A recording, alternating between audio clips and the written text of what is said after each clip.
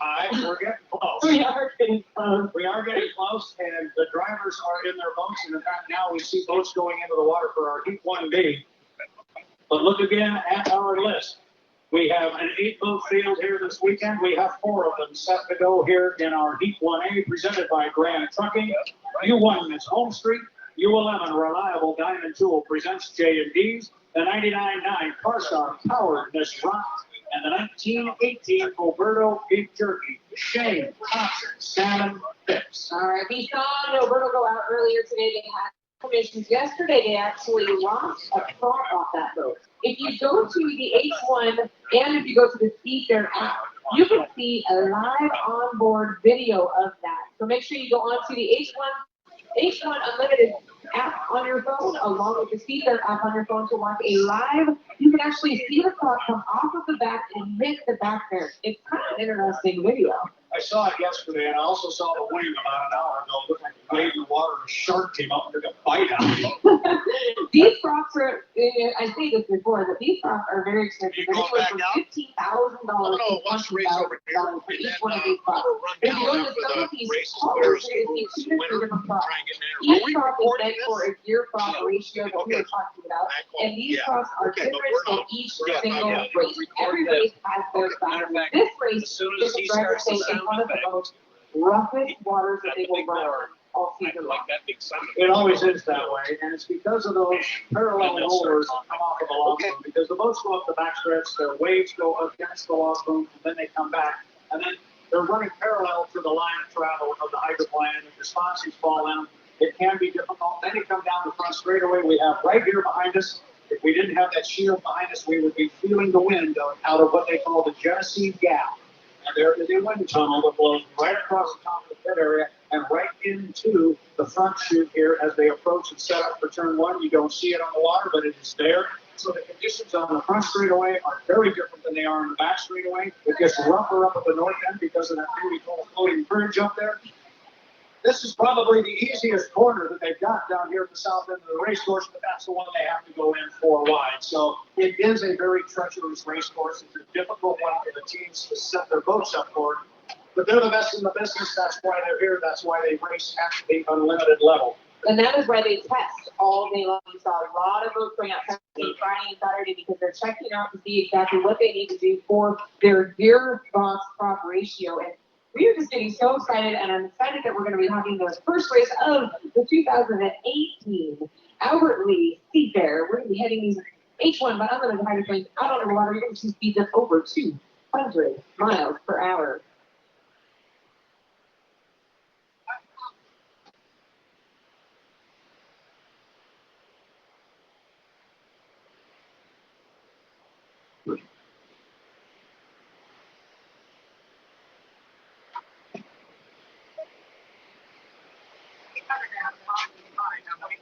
Okay, coming. I'm going to try and run and get rid of that umbrella. What umbrella? Oh, yeah, that one that's blocking lane 1, 2, and 3.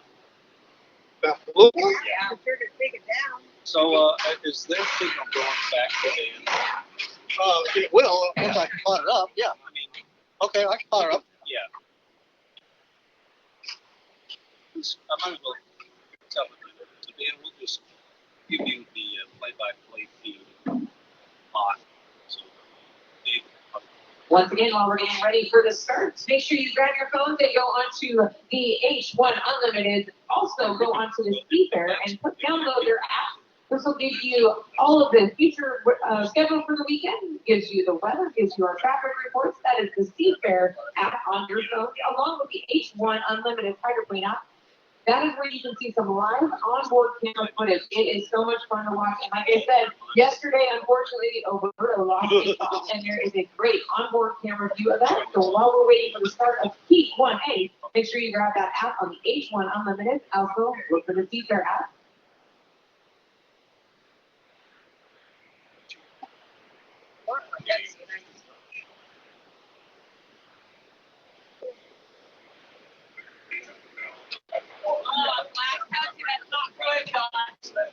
My last one.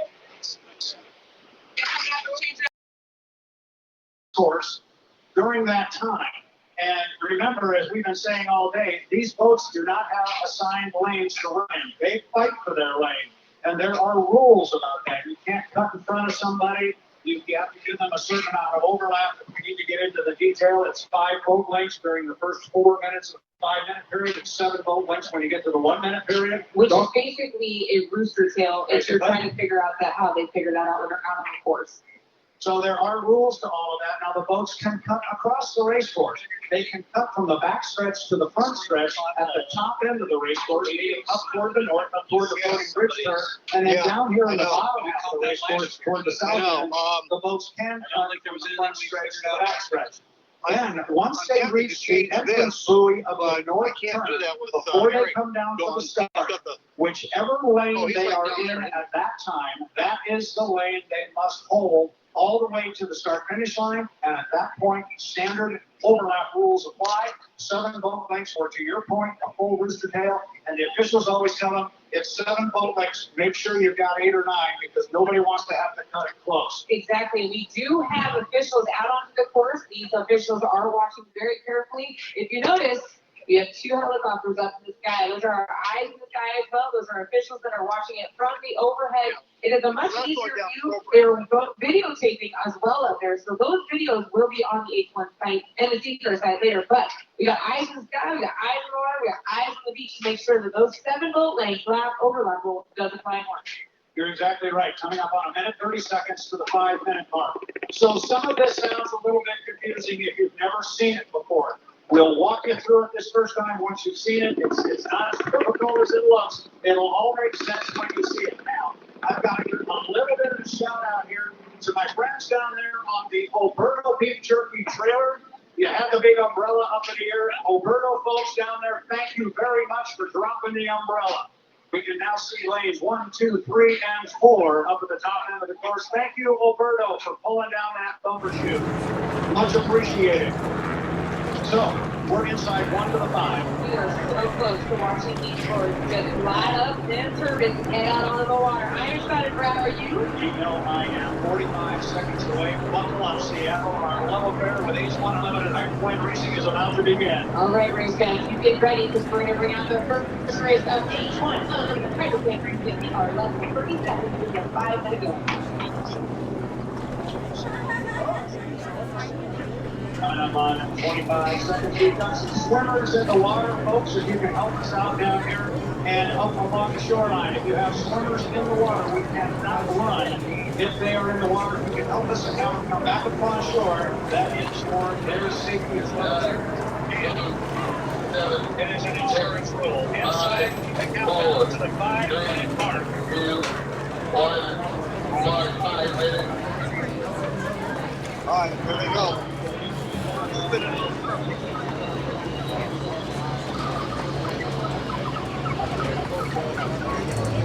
All right, that's your 5-minute time, and now it's time to go. Here's the other racing H1, presented by Seeker and presented by Graham Jones in the 1, and the baby blue, Miss Home Street, 2 days.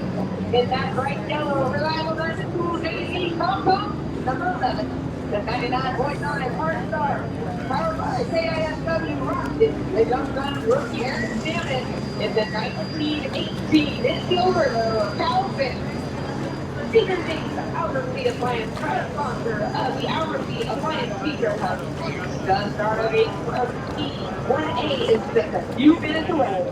Seeker reminds you that for your safety and the safety of those around you, everyone must be out of the water when the hydroplanes are on Ted Jones race course.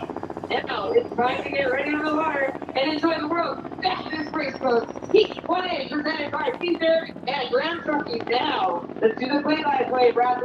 Thank you very much, Gabe Brewer. 3 minutes and 50 seconds to our start. As I say that, Aaron Salmon comes around the point that we so affectionately referred to 30, 40, 50 years ago. Quillshaft Lagoon. That was when we ran the Merlin Power. And now it's German Power. All 4 of our German Power hydroplanes are on the water. Shane, Thompson, Salmon, and Phipps. Now comes the race before the race. and I make this comment a lot, as we talked about earlier, this is Heat 1A. You can't win the Albert Appliance from Seafair. Now, right now in this heat, you can certainly lose it. You don't want to do something stupid now. You want to get points. Exactly. Why you're saying that is because they have to have a certain amount of points to make it into the final. As soon as we watching tomorrow after Heat 10A, we are watching Heat 1A as Jimmy Shane goes into turn number 1 with that baby blue brand new straight code. Yeah, we talked about you don't want to do something stupid here. You just want to get points. But that blue boat halfway up the backstretch, Jimmy Shane wants to win this. He is in a battle with Andrew Tate for national high points. He's got a big gap to make up. He needs to win every time he is on the water. So our boats are spread out right now. Here's our first course cutter. Jimmy Shane coming across the race course. You notice, Dave, he's coming across from the back stretch to the front stretch, but he did that up at the top end of the race course in a legal maneuver. Exactly. And these, if you watched our qualifying earlier and our testing earlier, you would have seen us do that same move. They were out there making their game plans, and we are going to see Tom Thompson follow right behind him in that reliable tool of JD's at the number U11. And check out what Cal Fitz is doing in that Alberto. He might be taking a little bit of a different game plan. These guys are going for game plan number 1. And you and I were talking about it earlier. Everybody's game plan of game plan A was taking laps for lane 1. Who do you think is going to get it, Matt? We're about to find out here. Even Aaron Salmon gets into the mix a little bit. He will cut the race course at the top end. So far, nobody's gone all the way up to the north turn. Except I think Shane's going to go all the way up there this time. 150 to the start. No score up buoy here, so that they don't have to worry about staying behind the buoy at a particular time. However, the boats must maintain at minimum 80 miles an hour on the race course. There are strobe lights right above the top of the air scoop. If that light comes on, look at the two boats cut the course now to come in behind Jimmy Shane. Look for Shane to park the blue boat in lane number 1. 120 and counting, Jay. Looks like Cal Fitz is coming on hot on the outside, so he might try and take over that lead, but he must go all the way around and he must get that 7-boat lane before he comes over and tries to take left lane number 1. But that boat is beautiful. Right in there. Tom Thompson stuck in the middle. He might get away. 1 minute, and unfortunately the boat in a bad position right now is Aaron Salmon. As we're inside 1 minute, he is way up the backstretch and he is having to slow way down. And we've lost the 11 now. Tom Thompson has fallen off a plane down here in the lower corner. He got hosed down. He was stuck in between Shane and Cal, and he got hosed down, put out the fire. We saw it last weekend on the final heat, but he was able to get it started. You can see the smoke coming out of that. He's trying to get it lit up and get back up. He has still 30 seconds to light that thing up and bring it around. Right now, he's not in the best position sitting in lap. He's in lane at least 3 out there in the first turn. Not the place you want to be. Yeah, he needs to get out of there or they may red flag this heat, but he's not up and running now. He needs to be on a plane and get out of that corner. Meanwhile, we're 15 seconds to the start. Sam's going to be on the outside. It is going to be Cal Fitz in 2.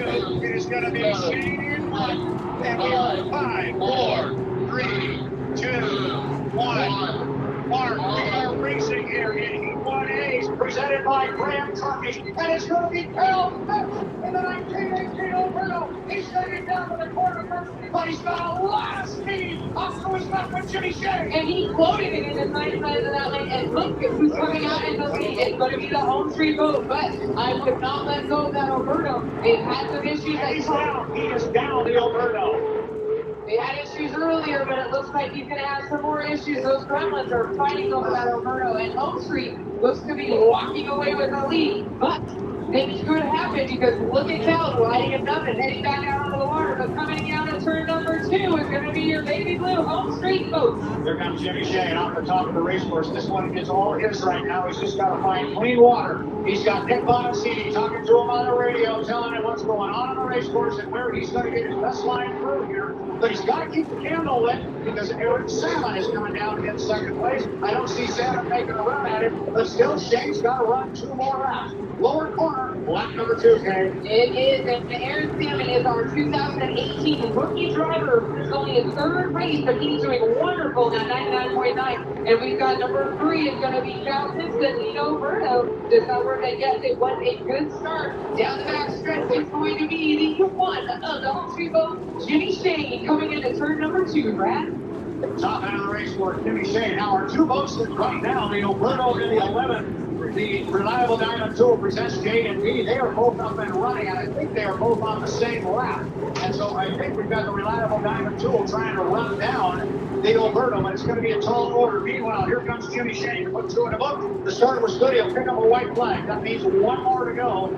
And this is going to be an easy feat about it. If you're going to get one here at the 2018 Albert Lea Appliance Cup at Seafair, Jimmy's just got to keep the gamble in, okay? He does, and this is a brand new boat, hot out of the box. First heat ever being ran by the H1. Or the H1 of the Home Street boat. This is their first time. In second place is going to be Aaron David. And in third place is Alberto. He and Chief Calfish. And in fourth, forgot Reliable Tool. They are trying to chase down Calfish. Only got about 3/4 of a lap. And your leader going down into turn number 2 for the last time of Heat 1A in the Home Street track. Jimmy Shea, top end of the race course. He is to the apex. He is to the exit pin. Slides out to about lane number 2. And he will come down and take first place. He'll pick up 400 points here. Mission of this heat, get a win, get 400. Check the box. Mission has been accomplished. The boat now wins his first heat of competition. Second place appears to go to Aaron Santa. He picks up a checkered flag. We got to watch the flags a little bit. And it appears that we are getting a checkered flag also for the Alberto. He will come down, and the checkered flag is remaining for Tom Thompson. So it looks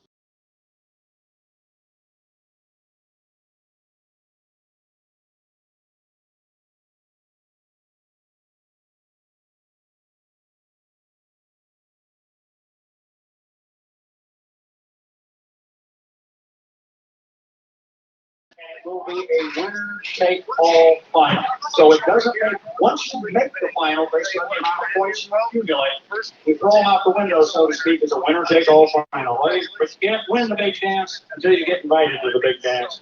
And being invited, you have to have all the points. But all these points, once again, are accumulated up for National High Point, which the Home Street has for 4 years? 4 years. Not sure. I know Jimmy's got 5 in a row, and he's only the second driver in history of H1 unlimited racing to do that. Hey, guy who's running 40, and that is right up there. Wearing an Alberto shirt. He goes by the name of Mr. David Bilwall. All right. So, looking at the watch, we are a minute 40 away from the 5-minute mark. It's his 9, Les Schwab tires at Graham Trucking U12. It is the U21, Darrell Strong, presents Payne West Insurance, and the U440, Bucket List Racing, our driver, Tate Kelly Perkins Eccles. The 1B, presented by Graham Trucking. Okay, we're a minute 20 out. I don't know, I'm ready to like the stuff right now. We have to wait until the 5 minutes before we can leave the dock. Yes, we do. Nobody leaves the dock until the 5-minute mark. There are occasions when they will let the drivers leave prior to that. This is not one of them, so the boat must stay here through the entire period and come out after 5 minutes. I don't know, I'm getting jittery. Do you imagine what these drivers are doing in the cockpit of these boats right now? Well, yeah, I know I would be pretty sorry. But that's why I hold the microphone, they hold the steering wheel. So looking at our boats, they are all in the water. The only one that's not quite in front of us, you can see, well, I got 2 of them. I couldn't see the 21 there, the Darrell Strong, presents Payne West Insurance. Good to see Brian Perkins, who's right on the other side of Michael Kelly, but we've got those 2 boats on this side. Tate is at the top of the pin area behind the truck, and we've got the Bucket List Racing on the west side. Coming up on 20 seconds to the 5-minute mark. You're going to see the lids are going to start dropping, and that's when the crews are going to jump off the boat, go over off of the dock. Pretty soon, we're going to see these boats. 9, 8, 7, 6, 5, 4, 3, 2, 1. 5-minute break.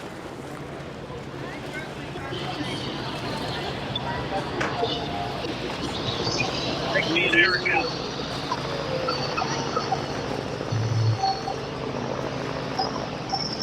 Once again, folks, that's your 5-minute gun, and now it's time to go racing. Here is the will be Heat 1B, presented by Seafair and Graham Trucking. In the number 9, your High Point leader, Andrew Tate, is the last squad fired. In that bright red coat, Graham Trucking, ready.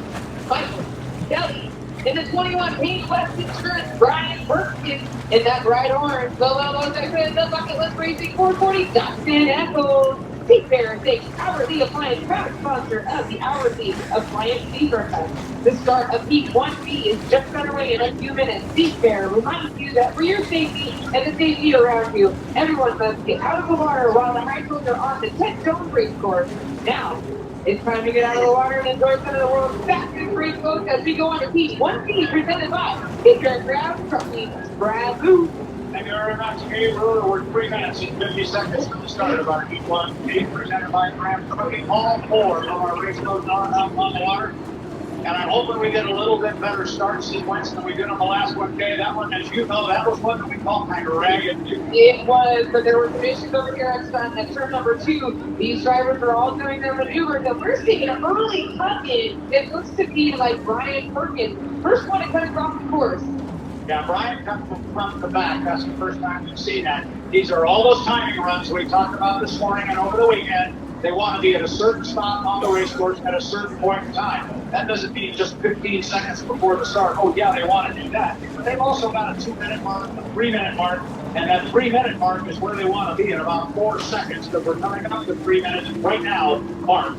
3 minutes to the start of Heat 1B. It's going to be interesting because we've got a couple fast boats out there. J. Michael Kelly is only his second race of the year, but he's trying to chase down points from Andrew Tate, your current leader in national high points. Brian Perkins, they were having some issues. They had some boat problems last year, boat damage, got it fixed, brought it back out here for Seafarer 2018.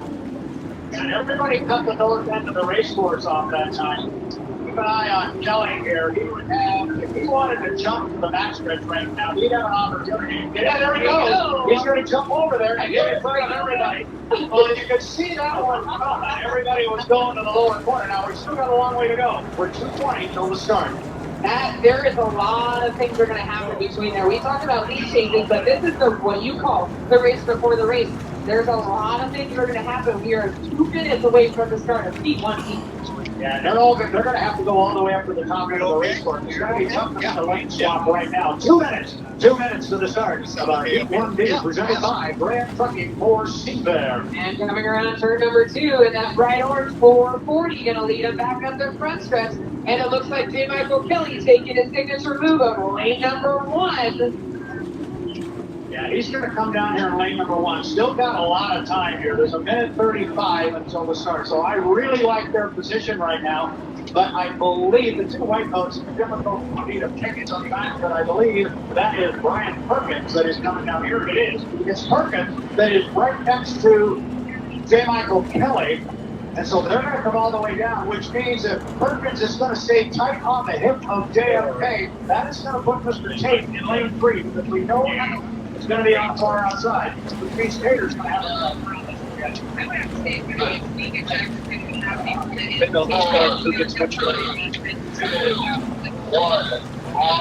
1 minute, so we are at 1 minute, and the boats will start up the backstretch. It is Kelly in 1, it is Perkins in 2. We are going to assume that Tate will squeeze the U9 into lane number 3. I don't think Perkins is going to leave the door open and allow Tate to get into lane 2, and I'm sure Kelly is not going to let Tater into lane 1. No, he's known for taking lane number 1, but we know Andrew Tate, he's about to try. He is your leader, but Andrew Tate, coming back from the back of the pad, I have a feeling we have a game plan going on because look at the 3 boats in the lead.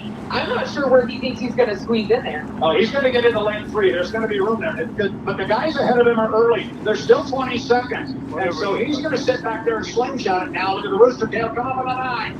Andrew Tate is able to put his foot down before the other guys because he's further away from the starting line. We're 10 seconds until the start. Going to be a good-looking 4-boat start coming down. We are 5, 3, 2, 1. Mark, and we got a racing here in Heat 1B presented by Graham Trucking. And it's going to be Brian Perkins getting out here. He's got Tate right with him. And on the inside, it's J. Michael Kelly driving the 12. The Graham Trucking Tate. I don't know, J. Michael Kelly may not have much room, but here he comes. He's going to be your leader out of turn number 1. There is a great fight in that second place position. You can't see it behind the rooster tail of your leader, J. Michael Kelly, the Graham Trucking. First and second base. first place, J. Michael Kelly, bring them around turn number 2 because I can't see them. Over 200 miles an hour, they're going into turn number 2, Brad. It was a good start. In second place on the outside, that is the 9. That is the Les Schwab with Andrew Tate. Perkins has fallen back a little bit. There's Tate. He is on the outside. It's Kelly the leader as they come off the top end of the race course. They'll put down 1 point in the book. It is J. Michael Kelly in 1. It is Andrew Tate, and they are literally tied together. Tate started to fly them out, and the police went down. This is as good as it gets. Kelly's staying there here first. Tate is 2 moments back. These two have been driving side by side for quite a few years, and we know J. Michael Kelly's able to hold on that inside lane, but Andrew Tate, as you said, was floating down the backstretch, and he lost a lot of ground. I'm not sure what happened behind the rooster tail of J. Michael Kelly in turn number 2, but look at J. Michael Kelly just walking away with the lead, going into turn number 2 by Brad.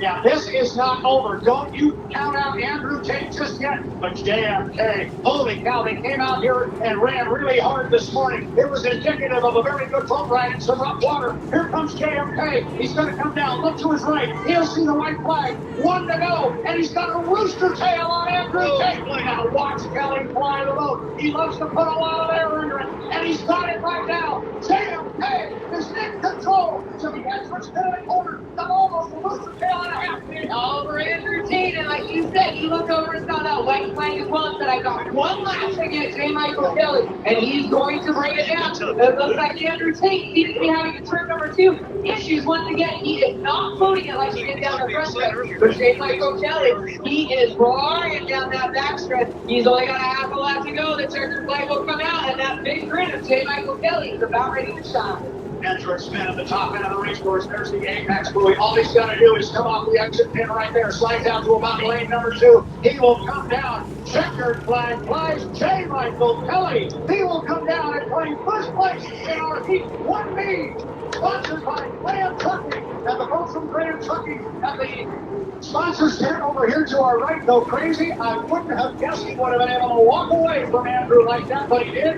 Here comes Brian Perkins. He was in the thick of it for a few laps, or at least 1 lap, and then on the second lap he began to fade, but Perkins will come around and pick up 3rd place in the 21. Darrell Strong presents Kane West Insurance and bring Dustin Eccles around again. The kid is going to be consistent. He's going to pick up points and finish. We said how critical that was. It is, and you know, I was talking to Dustin Eccles earlier, and he said, we were vote of the year, voted in by H1 and by all of the peers. This is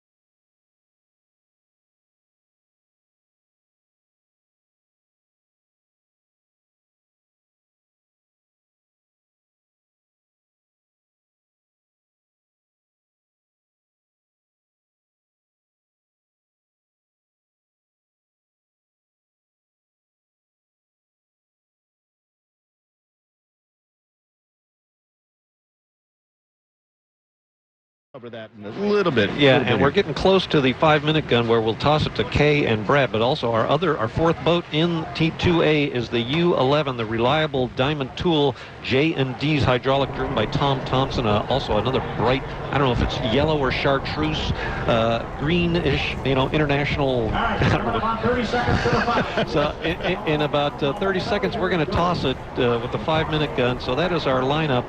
The Les Schwab, the Graham Trucking, the Oberto, and the Reliable Tools, J&D's Hydraulics, and we'll give the...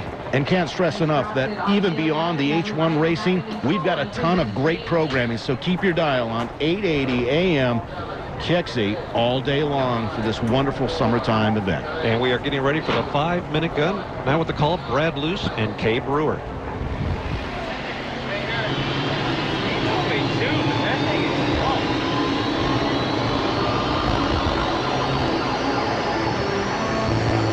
Race fans, is your 5 minutes gone, and it's now time to go racing. Here's who will be racing in Heat 2A, presented by Seafair by Graham Trucking. In the 9, in Jones Racing, is Andrew Tate.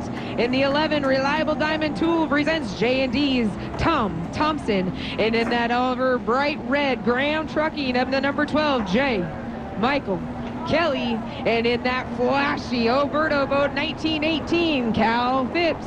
Seafair thanks Albert Lee Appliance, proud sponsor of the Albert Lee Appliance Seafair Cup. To start, Heat 2A is going to happen in just a few minutes. Seafair reminds you that for your safety and the safety around you, everyone must be out of the water from the hydros during the Ted Jones race course. Now, it is time to get on the water and enjoy the world's fastest race boats. Heat 2A, presented by Seafair and Graham Trucking. Brad Luce. Thank you very much, Kay Brewer. We are 3 minutes and 50 seconds to the start of our Heat 2A. Now coming up on 3:45. We have 4 boats slated to go in this heat. Kay just ran them down. The 9, the 11, the 12, the 19, 18. Andrew Tate, Tom Thompson, J. Michael Kelly, and Cal Phipps. If you have never seen a heat of unlimited hydroplane racing, we will do our best to tell you what is going on. And what is going on right now is what we call the milling period, sometimes referred to as the race before the race, and a whole lot can happen during this particular period as we see Tom Thompson in the brightly colored Chartreuse and Carnival Orange U11, and Andrew Tate both cutting across the race course.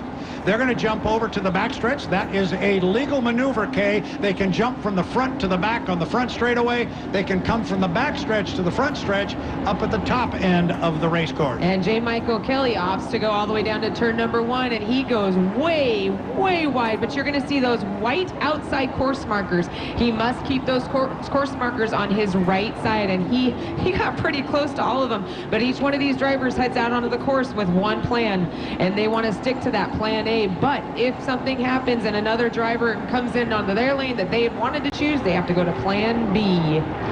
Well, yesterday we had J. Michael Kelly paired up against Andrew Tate, and we saw it coming about 15 seconds before it happened, but J. Michael Kelly made a whale of a move to steal the inside away from Andrew, and there's a little bit of a cat and mouse game going on right now between J. Michael Kelly at the top end of the race course and Andrew Tate, who wanted to make sure he gave his boat a squirt down here in the lower end of the race course, so Cal Phipps was unable to cut the course and get in front of him. Instead, Cal cut the course and found himself behind Andrew Tate. Now coming inside, just inside, 2 minutes of the start, and J. Michael Kelly was going to make the corner, and then he realized, I think, where they were on the clock, and he moved all the way out to the outside of the race course. J. Michael Kelly is doing everything he can right now to scruff off time. He's going back and forth from an inside lane to an outside lane. Now here he comes to an outside lane. Oh, I have never seen this happen. Now he's going to have to hurry a little bit and get back, see if he doesn't go to the inside. I mentioned a lot can happen. I have never seen that one done before, and he's just and he's still doing it because he's got a minute and 18 seconds. We need all of our drivers to clear the beach.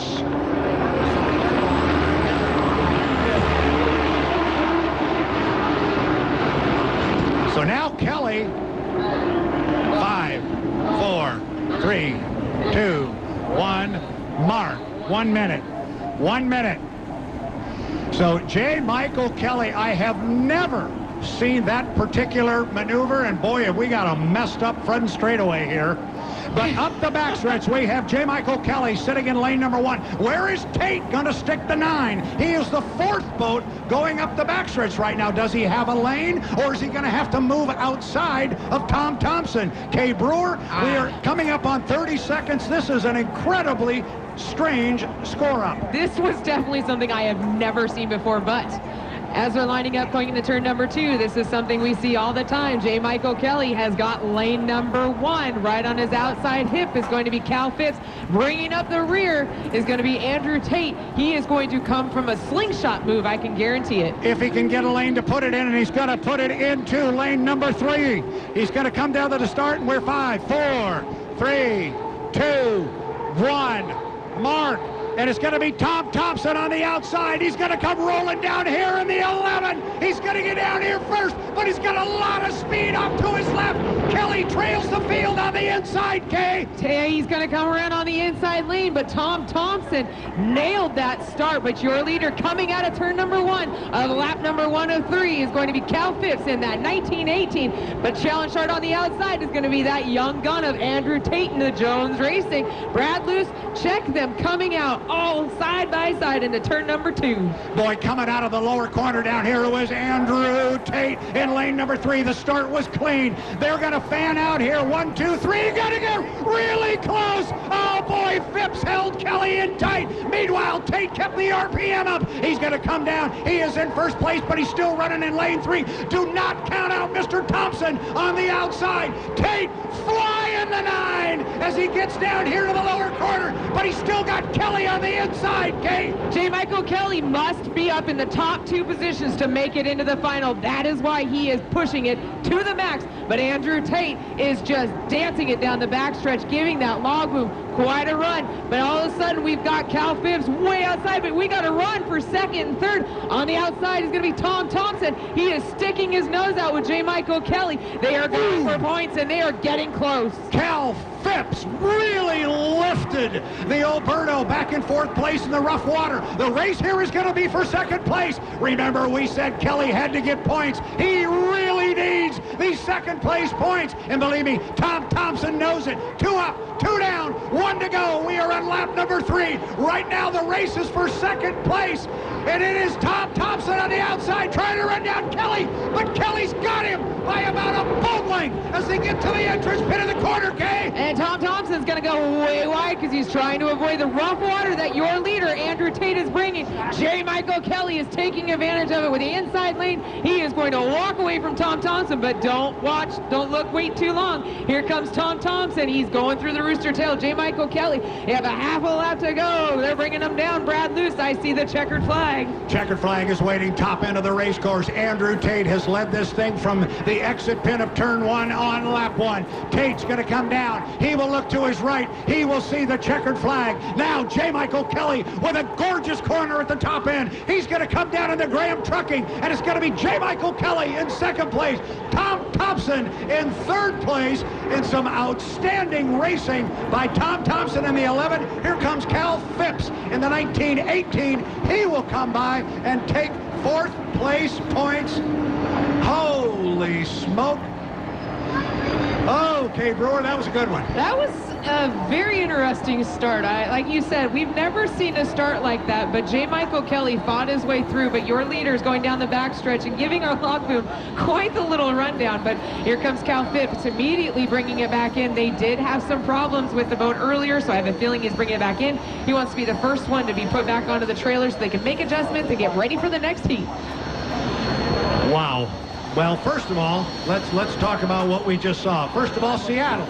If you have not seen H1 Unlimited hydroplane racing before, that's a sampling of what these boats can do. That is the show that we can bring to the water.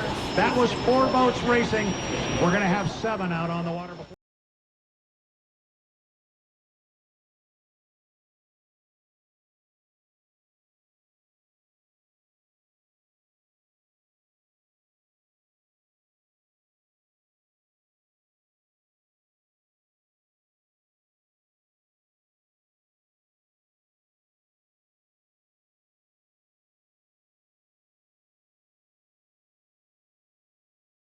And Dustin Eccles is another guy who's happy to race in bucket list racing. That team's been getting better and better, and they don't necessarily expect to win. You'll probably see him in the outside lane, leaving room for the other drivers.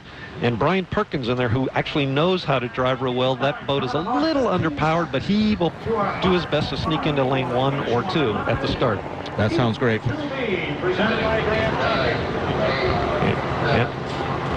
And it looks like we're going to go to the actual live call here coming up. I think we are within a few seconds.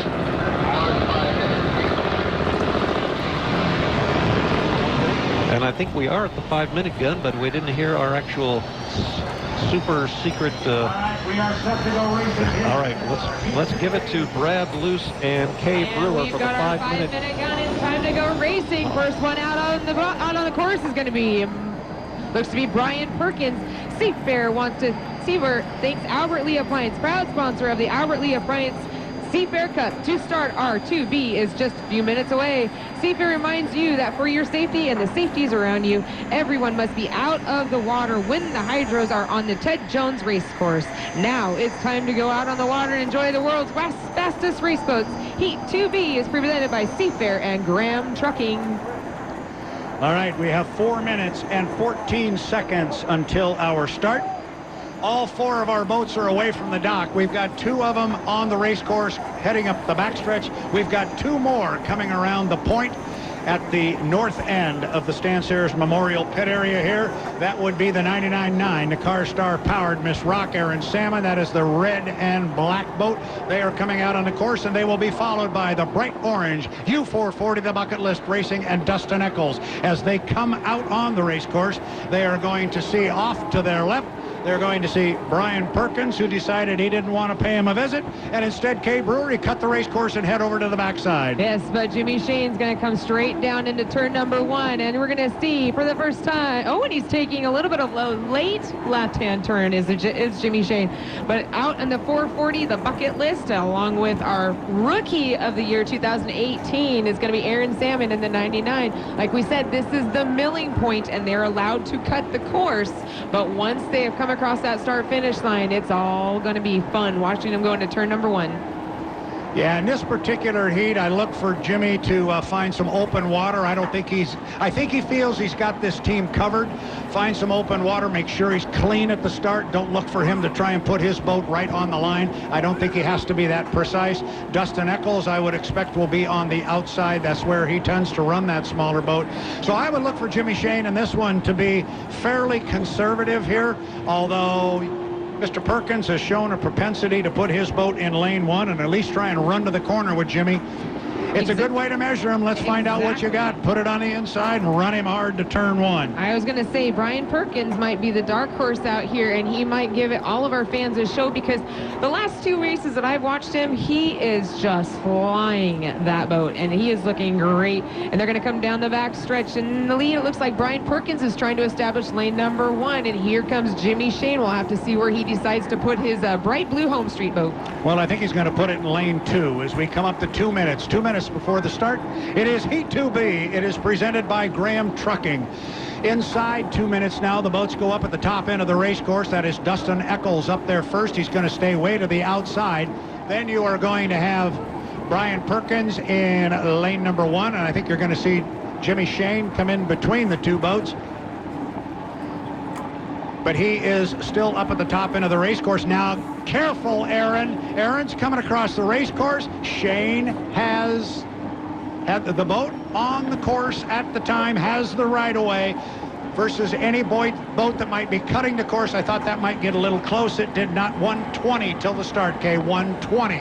All right, we're going to be, it looks like Dustin Eccles in the 440 is going to be out in front, but here comes the Home Street boat, and he is all the way out in lane 3. That's kind of what I thought. I'm not at all surprised to see him out in lane number 3. 2, 1, mark. 1 minute.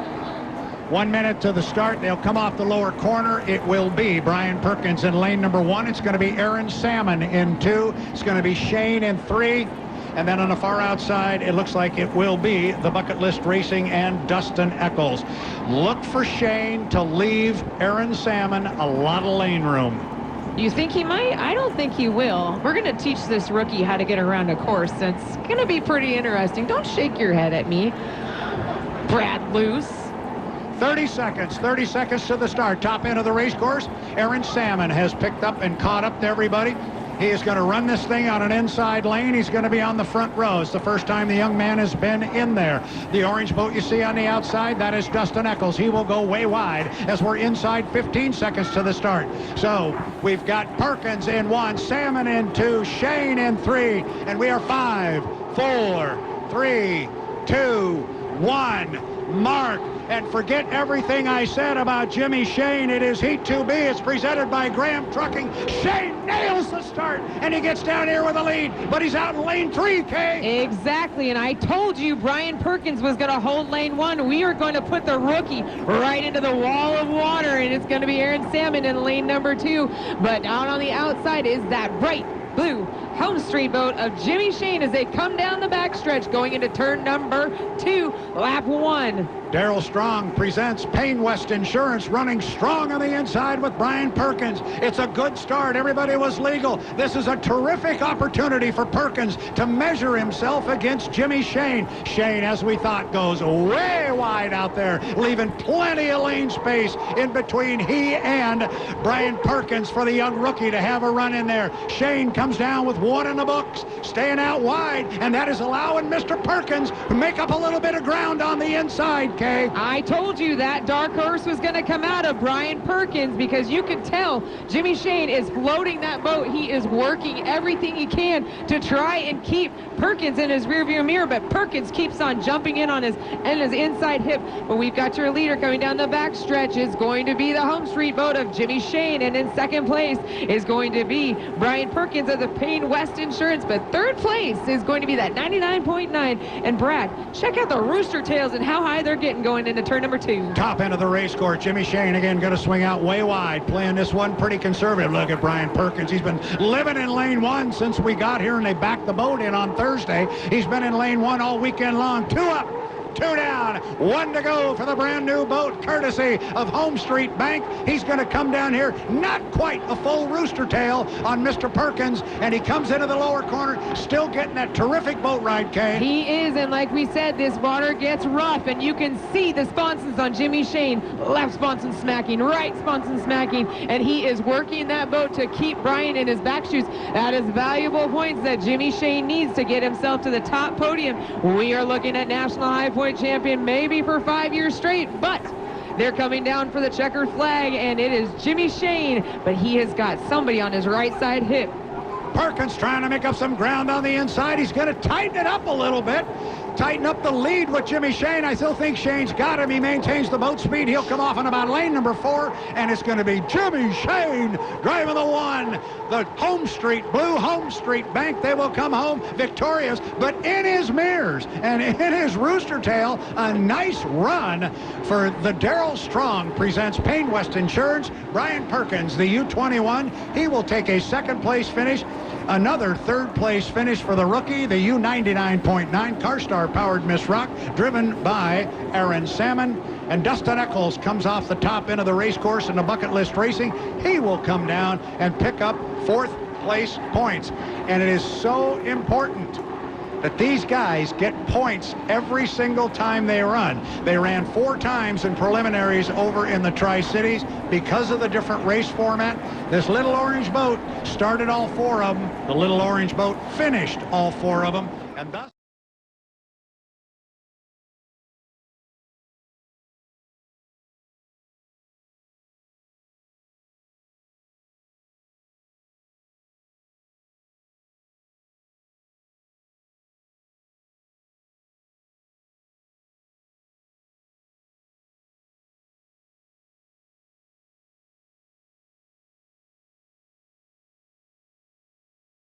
It is a real fight, and that is part of the race before the race.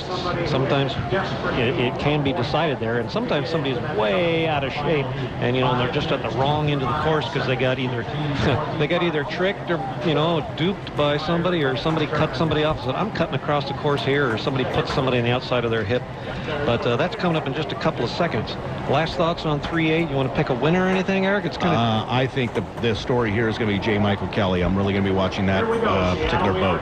Yeah, I am going to watch that too. So we're at the 5-minute gun. We're going to hand it off to our play-by-play for Brad Luce and Kay Brewer.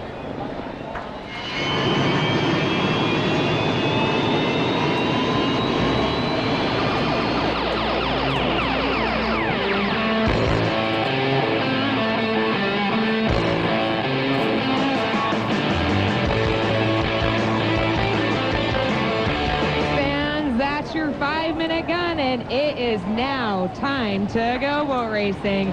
Here's what you'll be seeing in Heat 3A, presented by Seafair and Graham Trucking.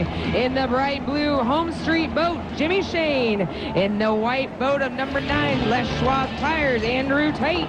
In that bright yellow boat, Tom Thompson, the 11, Reliable Diamond Tool, and J&D's. And in the red boat, desperately needing points, J. Michael Kelly. In the number 12, Seafair thanks Albert Lee Appliance, proud sponsor of Albert Lee Appliance Seafair Cup. This start of Heat 3A is just a few minutes away. Seafair reminds you that for the safety of you and the ones around you, everyone must be out of the water when the hydros are on the Ted Jones Racecourse. Now, it's time to get out on the water and enjoy the world's fastest race boats. Heat 3A, presented by Seafair and Graham Trucking. Let's get rolling with these boats, Brad. Thank you very much, Kay Brewer. 3 minutes and 35 seconds to the start. Now 3:30. Our 4 boats who are trying to answer the bell here all answered it immediately. The first boat away from the dock was Tom Thompson, and the U11 Reliable Diamond Tool presents J&D's. He was followed almost immediately by J. Michael Kelly, and then Andrew Tate in the Les Schwab tire and Jimmy Shane and the Miss Home Street came out 3 and 4 and almost side by side. Now, as they come down to the lower corner here with still 3 minutes before the start, I was going to say Kelly's in lane 1, but there goes Tate, going to jump over to the backstretch. When Kelly comes out of the corner, Tom Anderson, his crew chief, will tell him that's Andrew Tate you see right in front of you. Meanwhile, Jimmy Shane staying out of the fray a little bit, Kay. He's coming down here nice and slow on the front chute. Each driver comes out onto the water with a game plan. Jimmy Shane is going to take her slow, coming around into turn number 1. As you saw, Andrew Tate went inside of the course, and we are going to have a battle looking like Tom Thompson's going to try and come around Andrew Tate and possibly try and take back that lane number 1. But we're going to have to see. We still have just over 2 minutes and 25 seconds to the start of Heat 3A, Brad. Yeah, up the backstretch there, Andrew Tate cut the course and came to the front stretch, and Tom Thompson came with him. Now Tate cuts it again and goes from front to the backstretch. Tom Thompson goes with him again. Kelly went all the way up to the top end of the course. Now Tate is on the backstretch, and his crew chief is telling him that rooster tail you see right in front of you, that is Jimmy Shane. Now, this time, it's Kelly coming down here all by himself. He'll drop the hook. He will go over to the backstretch with 150 until the start. This is going to be Tom Thompson is going to come across here, and he's going to put himself in lane number 1. And I think his timing will be okay. And Kelly, I don't think he can get over here fast enough. Now, he's got to be really careful here. J. Michael Kelly's got to be careful. And he slides through, but that was a good maneuver. And I'll tell you what, he is outside Tom Thompson, but he's inside Jimmy Shane, and on the far outside, Andrew Tate. But J. Michael Kelly might have put his own fire out by going through the rooster tail of Tom Thompson. His game plan has completely changed now because the rest of the fleet is taking off for the start. J. Michael Kelly is still back on turn number 2, way back. Here comes Kelly. He's back up and running now, but he's lost that position he had on the race course. So J. Michael Kelly, who desperately needs points here, he's okay time-wise, but he hasn't got a lane. He's going to have to run these guys down on the far outside. That made a tall order even taller. 45 seconds until the start. It is Tom Thompson, however, Kay. He is in lane 1. Shane's in 2. Tate's in 3. Kelly's going to go on the outside, take him up to the top end of the course. You just said that J. Michael Kelly's got a tall order B, but look what he's doing. He may be trying to do a slingshot, but another thing about J. Michael Kelly, that boat is fast and that driver is smart. He has something up his sleeve because check out what he's doing. Full speed already, J. Michael Kelly, while the rest of the fleet is still lower in speed. J. Michael Kelly doing a slingshot maneuver, just as I called it. We are inside 10 seconds. We are coming down to our start. We are 4, 3, 2, 1. Mark, and we'll find out if the start is legal. It looked like it was close. It's going to be Shane and JMK going to get down here first. Kelly's down here first, but he's on the far outside with a big course, Kay. And it looks like Andrew Tate stuck straight in the middle. All he can see is water on the left, water on the right.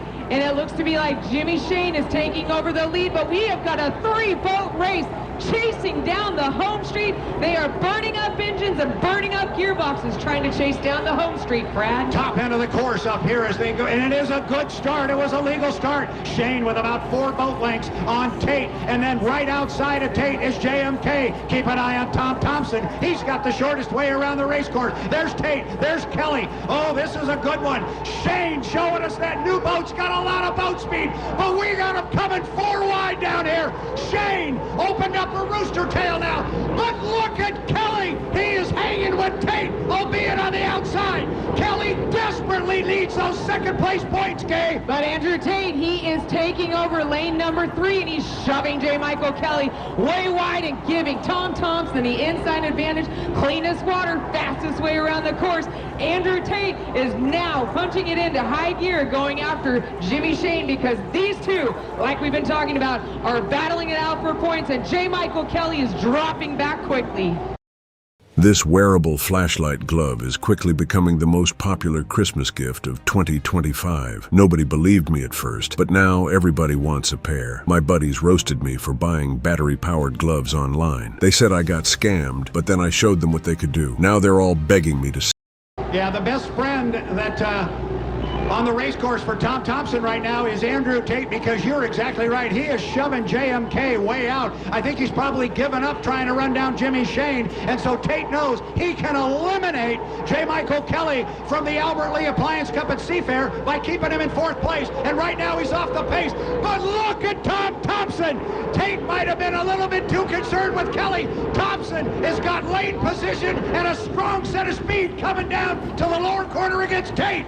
And they are dancing their way through that turn number 2, because these two boats, Tom Thompson and Andrew Tate, are battling it out for the 2nd place position. This is huge points, and it looks like Andrew Tate is dropping back, and we almost just lost Tom Thompson in the backstretch. He floated that thing way too high, Brad. How Tom brought that boat back down. You don't see a boat get up that high very often and come back down. Now we have the same situation we had before, and now the best friend of Tom Thompson is Jimmy Shane, because he's making Tate run a bigger race course. And believe me, his crew is telling him what's going on. They're telling him push Tate out wide, because there's a good chance that Thompson can hang on here. But Tate driving the daylights out of the Les Schwab. He pulls dead even with the Thompson at the entrance pin of the corner. This is lap number 3. And that was a checkered flag, and they have rocked this heat. Your winner, Home Street, in the bright blue number 1. But that was a photo finish between Tom Thompson and Andrew Tate. That was an amazing heat. I have goosebumps from that, Brad. Well, we proved yesterday I can't count down. We've apparently proved today I can't count up. Maybe it was just wishful thinking. I didn't want that one to come to an end, but our unofficial order of finish is U1, Jimmy Shane driving the Miss Home Street, 2nd place to the U11 Reliable Diamond Tool presents J&D's with Tom Thompson. He held off Andrew Tate, and the Les Schwab Tires, the U9, who comes in 3rd, and 4th place to our boat coming back to the pit area right now, the U12 Graham Trucking and J. Michael Kelly. Well, Brad, I will tell you that that was such an exciting heat that you wanted it to go one extra lap. That's what it was. But all of the years of me racing hydroplanes, my father always tells me, watch the flags, and that is what I did. Appliance Cup at Seafair on AM 880 KIXA. We are powered today by Beacon Plumbing. Whatever the problem, however late the problem, or wherever you are, they have teams of experts servicing the entire Puget Sound with 24/7 emergency services. So stop freaking, call Beacon, and we will toss it to our play-by-play here when our 5-minute gun fires off here in just a few moments. With the call of Heat 3B is going to be Brad Luce and Kay Brewer. So hang on for 3B.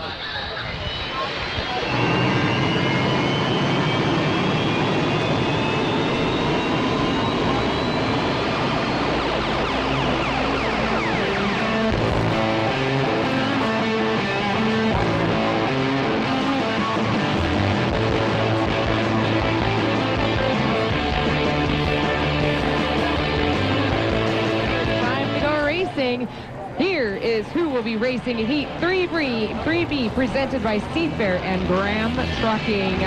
In the Payne West is going to be Brian Perkins in the 21. In the 99.9 Car Star KISW, Miss Rock is driven by our rookie Aaron Salmon. And in the 1918 Boyalberto Cal Phipps. But what we're hearing is the 440 bucket list may or may not make it out. So we'll be looking to see if that bright orange bucket list racing makes it out with Dustin Eccles behind the wheel. Brad Luce, let's bring him around the course and show him what's going on. 3 minutes and 50 seconds to the start. 4 boats hoping to answer the bell, but it appears now the U440 Bucket List Racing with Dustin Eccles is indeed not going to answer the call. Aaron Salmon is, however, and he's not late to the party, but he cannot come out of the pit area from the west side and come out hard because he's got to turn to the right. So as we've seen all the years in the past, these turbine hydroplanes, when they come out of the pit area on the west side, they come out slowly, turn to the right, and then they can get on it and snap it up on a plane. We had one of our boats cut the race course. I believe that was Calvin. And look at that beautiful there's paint Calvin job. there, They just got that paint job put on last weekend for the Alberto. It is the 100-year anniversary, and she is shining. This might be a very interesting heat here between Brian Perkins and Cal Phipps. A couple of boats that were very close on the qualifying ladder. A couple of boats that have been very even all day long. I know there's been a lot of conversation between those two teams, and I think there's been some gamesmanship between the two of them about, no, you can beat us on the inside or you can beat us on the outside. Well, we're going to find out right now. Perkins, a very accomplished driver here as he comes down to the lower end of the course with 2:30 on the clock. Here comes Aaron Salmon. He's going to come down too. How aggressive do you want to get, Cal? You want to run across the race course? I think he's too late to go across and get in front of Mr. Perkins. He's going to go across, but as we just spoke of, he's too late to get in front of... Careful. Yeah. Careful. We had that little incident down in Gunnersville, and it didn't end well. No, it did not. It was, they had some boat damage, but they fixed it and brought it back out here. And we are here at the 2018 Seafair. Albert Lea, we are on the last preliminary heat. This is where it all comes down to till we get to the final, Brad. And look at these boats all getting side by side. In the back, it looks like we've got some game plans going on. They are side by side. And look who your leader is coming down the front stretch. Yeah, it's very interesting what's going on behind him right now because Perkins has got himself on the inside. Cal is trying to make sure he's got room in 2. And is Salmon going to run on the outside, or is he going to move? Oh, he's going to... if he moves to the left, he could conceivably move Calvin to the outside. We'll have to watch as they go through. We're still early here with 1:20 until the start, and Cal just went to the outside. I think he'll go deep in the corner just to scruff off some time here because we still have 1:10 seconds. 1:10 until the start. And you said that they were a little bit early, so you see Perkins slowing down just a little bit, but these drivers must keep their boats at 80 miles per hour or higher. 1 minute. So these guys are really early going up the backstretch here. I like where Brian Perkins is. Now, he's trailing the boat, so the other 2 boats can move to the inside, but if they get a warning from the officials to pick up their speed, they may have to go wide at the top end of the course just to drive and cover more territory and eat up some more time. Still... Throw it as hard as you want. Go on. Watching it zip away feels like it might just keep going, right? Nope, here it comes! This thing's a total game changer. Throw it across the park, over the driveway, always comes back. Hover in 35 seconds. You do not want to be at that entrance buoy before 20 seconds, and right now they are at 28 seconds, and they are there. And you're going to see there's a yellow helicopter that is above turn number 2. They are looking down onto these boats and watching that beacon, and they are counting the seconds down. But as I say that, the rooster tails are coming up.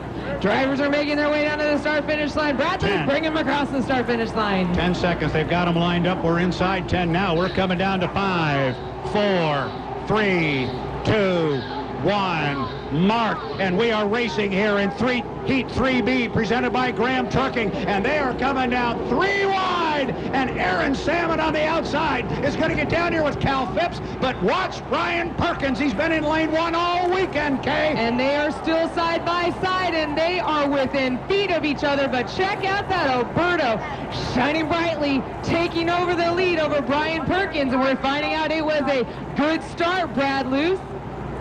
It is a good start at the three-quarter mark of the backstretch. It is Cal Phipps on the outside. Got 3, maybe 4 boat lengths on Perkins. Now watch Perkins. See if he can gobble him up on that inside track. Watch Perkins. He's been painting the buoys. Look at Phipps. Hold him in tight. That's what you're supposed to do. Great corner up there for Cal Phipps. Don't give him any more room than you have to. Make Perkins scruff off enough speed that he can't run hard through that corner. But it's still a very good race. And it is Cal Phipps coming down. He's got the lead. Got about 5 boat lengths as we start lap number 2. Yes. Perkins still on the inside. But he must have 7 boat lengths in front of him before Cal can come over and take over lane 1.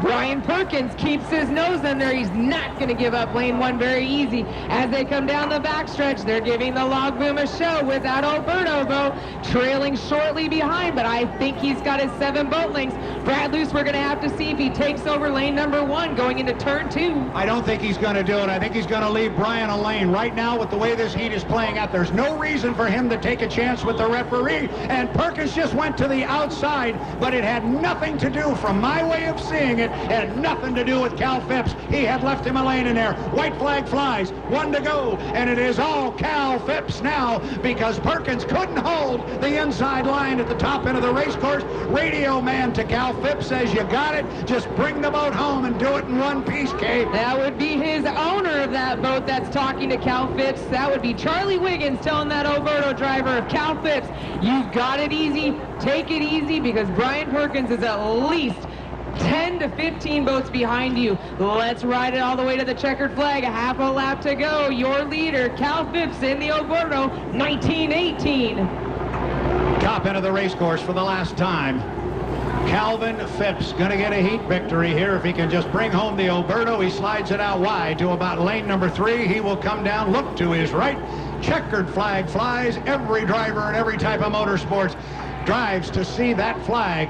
First place finish here, Calvin Phipps driving the Alberto Beef Jerky. A great run for the young man. And here comes Perkins. He's going to come down. He will pick up second place and a solid 300 points there. I'll look at the board. I think he's got 3 second place finishes. And he comes down to the lower corner here and passes Cal. And a great run for Aaron Salmon driving the 99.9 CarStar powered Miss Rock. 3-starred at 3-0 finish. Aaron Salmon picking up 225 points. So we will have to add up all of our points between all of this weekend's preliminary heats to see who exactly will be in the final. Once again, the final for the H1 Unlimited's Graham Trucking will be at 5. The drivers in our final heat, we have 5 that are slated to go. Shane, Tate, Perkins, Salmon, Kelly. Lids go down. 15 seconds to the 5-minute mark, and we are going to crown a champion at the 2018 Albert Lea. 10, 9, 8, 7, 6, 5, 4, 3, 2, 1. Mark 5 minutes green.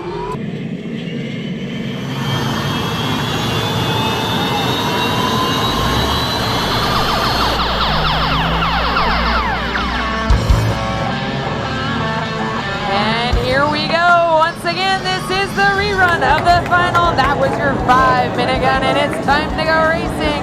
Who will be racing in the finals for the champion, presented by Seafair and Albert Lea Appliance? We're going to go through it one more time, Brad. 1 of the H1 is going to be Home Street, Jimmy Shane. In the 9, Les Schwab Jones Racing, Andrew Tate. In the 21 is going to be Payne West Insurance, driven by Brian Perkins. In the 99.9 CarStar KISW, our rookie, Aaron Salmon. And in the 12, Graham Trucking, J. Michael Kelly. You're not a child, you're a man. So stop wearing so many layers to go. Back out again, and they are out on the water, ready to go. And we want to say, as Seafair wants to say, thanks to Albert Lea Appliance, proud sponsor of the Albert Lea Appliance Seafair Cup. This start of the championship heat is just a few minutes away. Seafair reminds you that for the safety of you and the ones around you, everyone must be out of the water when the hydros are on the Ted Jones race course. Now, It is time to get out on the water, enjoy some of the world's fastest drivers and the fastest boats as we come down to do the rerun of the championship heat presented by Seafair and Albert Lee Appliance. Thank you very much, Kay Brewer. We are 3 minutes and 20 seconds, 3:20 until the start. We've already seen a couple of boats. So the 80, because those lights are very visible in this darkness. Presents Payne West Insurance has done it. Here comes J. Michael Kelly. He appears as though he's going to come all the way down, and he is. So Kelly's going to come all the way down to the bottom end of the course. Here come those two characters again. Here comes Andrew Tate and Jimmy Shane. Shane is just on the inside and back a couple of boat lengths. If Shane wanted to leave him, he could do it right now and make a hard left-hand turn, but he's not going to. Both of them are going to come all the way down. Now, here comes Brian Perkins. He has cut the course once before. You want to cut it now, Brian, you could jump in front of those two guys, but he's not going to do it. He's going to come all the way down. But Kay Brewer, we've still got a lot of time left. 2:35 until our start. And it looks like our rookie of the year is coming down the front stretch, but check out the cut that J. Michael Kelly, he's going on the inside of the course. He's going to make a quick donut, and he's going to come right up next to Andrew Tate and Jimmy Shane. Oh, no, he's going to maybe go straight. We're going to have to watch, and he makes the turn right now. He is going to come flying right up, and he's going to catch up with these guys. We're going to have 4 or 5 boats coming down to the start-finish line. We are into the 2 minutes to the start. Watch this up at the top end of the course. You got Tate and Shane all the way up there along with Perkins. I think Kelly is thinking about cutting across the course, but I think he's too early. And here he comes. He's going to come over and jump himself into lane 1. Now he's going to have to scruff off some speed. Here come those two guys off the top. Okay, he's really early. He's really early. Watch 80. He's way early. Watch 80. Has put the U12 Graham Trucking on the inside lane. Sitting in lane 2 right now is Jimmy Shane in the home street. Then it is Andrew Tate in the Les Schwab. In lane 4, it is Brian Perkins, and the Darrell Strong presents Payne West Insurance. And on the outside, it is the rookie Aaron Salmon. He's got a warning, you don't. He can't go below 80 miles an hour, but he's got 1:15 still to kill. Brad, look how close Tate and Shane are going into turn number 2. 9, 8, 7, 6, 5, 4, 3, 2, 1. Mark. White flags on the course, please. White flag. Was going to have to incur a penalty for going too slow. He's got to run hard now. Come on, Mike. You're going to be on the outside. He's going to come down here now, cut the race course again. Put a big circle in it, Mike. There he goes. Now pull up alongside everybody on the outside. It was a gamble. He took it. It didn't work. He's going to be there. He's going to be on time. He's just going to be on the outside. 35 seconds to the start. 35 to our start. So now, oh boy, have they got their hands full now. Jimmy Shane sitting in 1, Tate sitting in 2, Perkins sitting in 3. We'll see if they leave. Oh, and Warning on the 9. Penalty on the 1. Warning on the 9. Michael is down at the entrance pin of the corner. Meanwhile, we're coming up on 10 seconds. These guys are early. Coming up, we're going to get the count. 5, 4, 3, 2, 1. Mark. Appliance Seafair coming, and Jimmy Shane has got the jump on the field. Shane has got the jump on the field, and he's in lane 1. Kelly is back up and running, but he's way behind. I don't know if Tate can run him down from there. That's a tall order, Andrew. Everybody else is going the same speed. Nick, don't put the boat at risk. We have a 1-minute penalty.